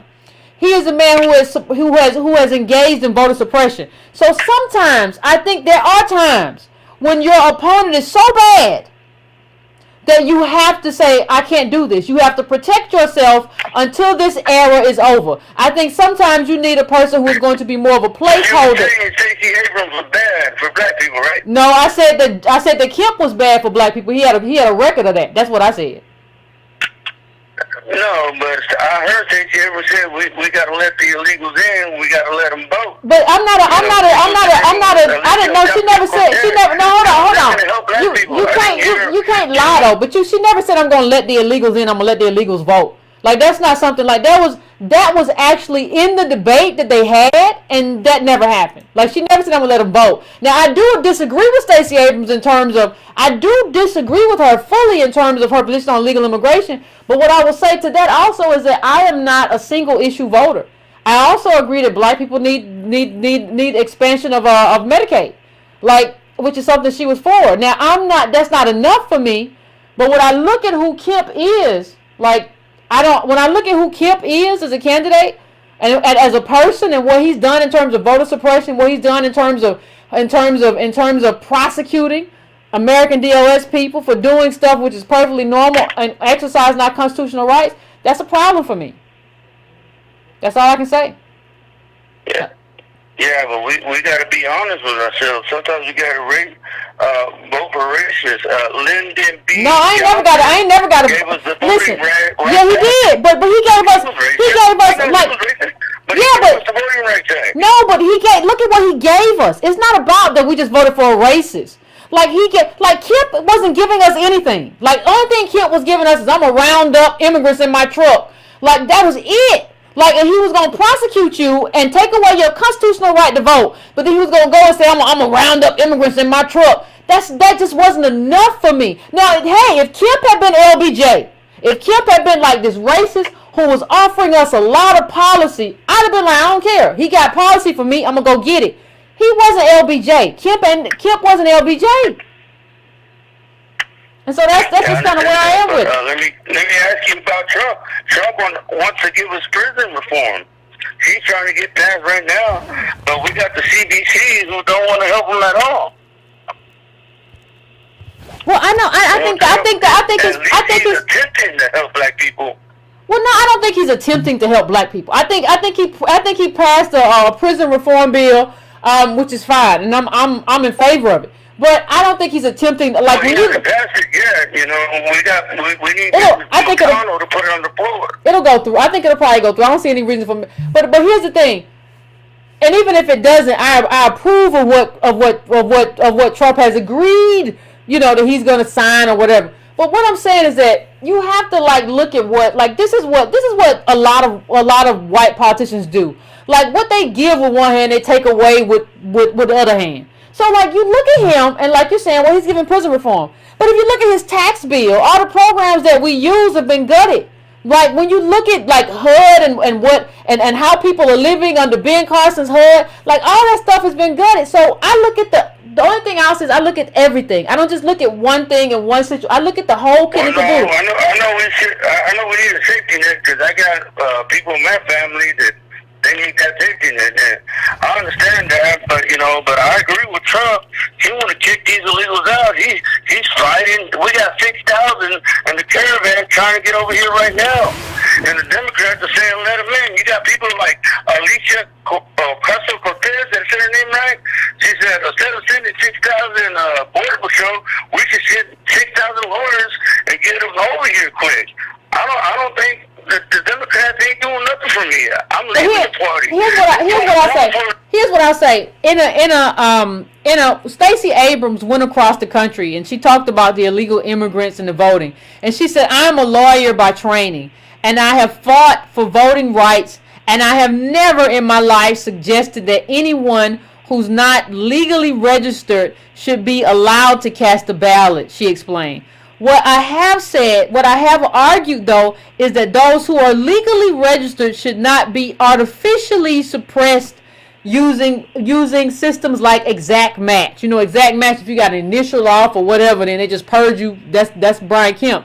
And the exact match system is used by the Secretary of State to verify voter registration applicants. The system was used by the office for some time, but became a state law last year. So that's all I'm going to say, Carl. I appreciate you calling in. I'm gonna let you go just so I can move on with the rest of with the end of the show. But you can't. One of the things you can't say is just like you can't say stuff that's not true. And like, there's no problem that I have with somebody disagreeing with Stacey Abrams in terms of not having a black enough agenda or whatever. We can have that conversation. We can have the debate. I welcome it. But you can't say like, well, she wants illegals to vote. No, you just what that means is that you just bought into like some Brian Kemp propaganda. That never happened. That was never the case. It was never that she ever tried to do that. You know. And nobody, even when we talk about the last call, talked about reparations. You remember Conyers had that bill. I think he's going there, but the bill to even study reparations, nobody wants to do that. And America has passed out reparations to a bunch of different groups. It happens all the time. It happens around the globe. And it's one thing for white people to say, no, we're not going to have reparations. It's another thing for us to say it. I was going to go, but I see one last Mississippi caller in the queue. So I'm going to go to that real quick. 662, I'm coming to you. 662, what's going on? Yvette, this is you, Yvette. What's going on? Yeah. So, I've been waiting to get through for so long, man. All right.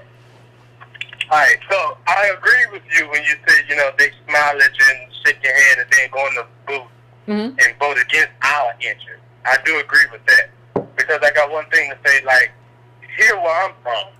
I'm from Rosedale, Mississippi. This is like Bolivar County on the river. And so once like everybody over here is Democrat, but you only got like maybe 20 white people that stunt Republicans, conservatives, and they come from money.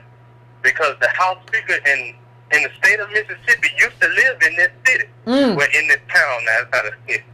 His, what it was, Walter Siller is his name. Okay. His family owned property all up and down Highway 1. He bought land, built houses for the sisters and everything. And so once he got in, he allocated, like, certain properties can't be touched, and the land has not been touched since he died. That's a long time ago. And it's just sitting there rotting, everything growing up, and got grass everywhere. And so the thing that I was saying is, like, when I look at how we all voted in this area, and then they come in, and they vote against us, even if we tried to vote in that way, we only 1% of the voting block in this, like, congressional district or Senate district right here. Because we watching, the main thing they told us when we was Senate, going... But Senate is a statewide office. Yeah?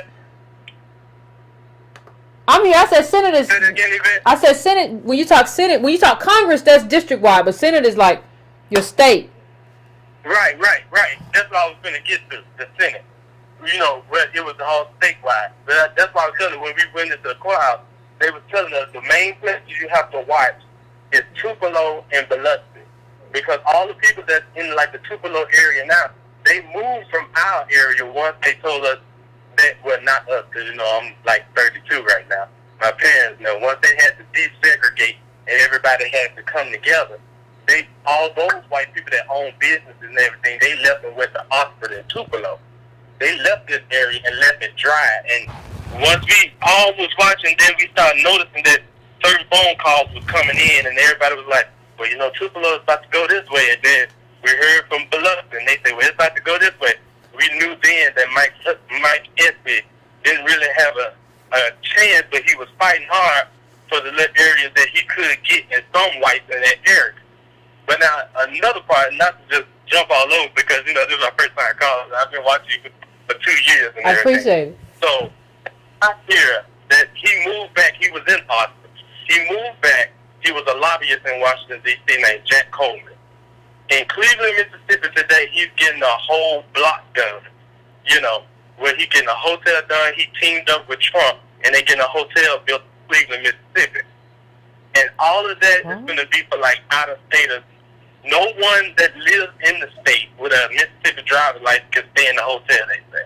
It's only for, like, out-of-staters that come in because of the Grammy Museum that we got here and everything like that.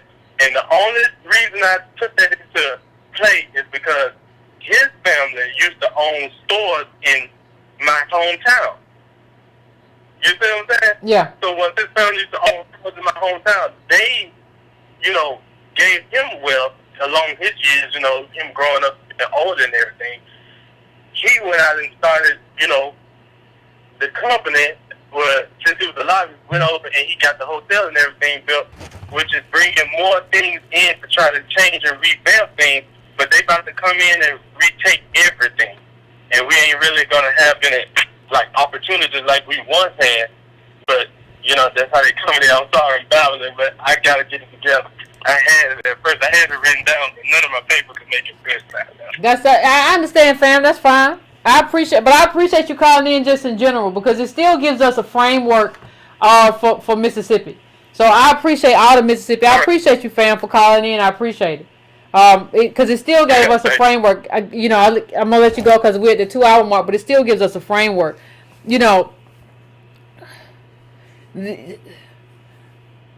I want to, as I end this, I want to really take a moment. I want to really take a moment to thank my Mississippi callers, because you all have been some of the most versed in terms of what is going on in your local government and who owns what and who ran well and what community looks like what. And I think that's what it means to be actually rooted in a community.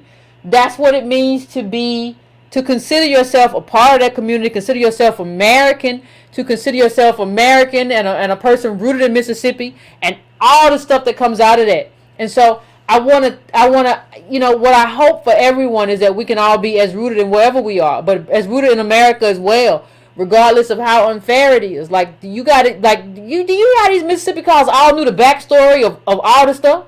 Like, and he was Biloxi, and they on the and he did that, and what I went through there was this way. Like I think we have to get to a point, and a lot of us like to be transient. And we just come through here and we go through there, and I travel here I travel there. Like you gotta understand where you are, where you from, and like a lot of what goes on there and a lot of the backstory there, because that's what you need for politics anyway. If I was running for office in Mississippi and I'm not, I would go and find these people and be like, what you said? And so I want to thank everybody for that. We're coming to the end of the show. I appreciate everybody calling. I'm thankful that we got some Mississippi callers. I appreciate it. Please like the show. Please subscribe. Please share with your friends and go to subscribetobrown.com and add your name to the email list. This was an interesting show. And America is headed to a very interesting place. And we as American DOS, I think, are headed in the direction of some very interesting advocacy. And it's going to be interesting to see.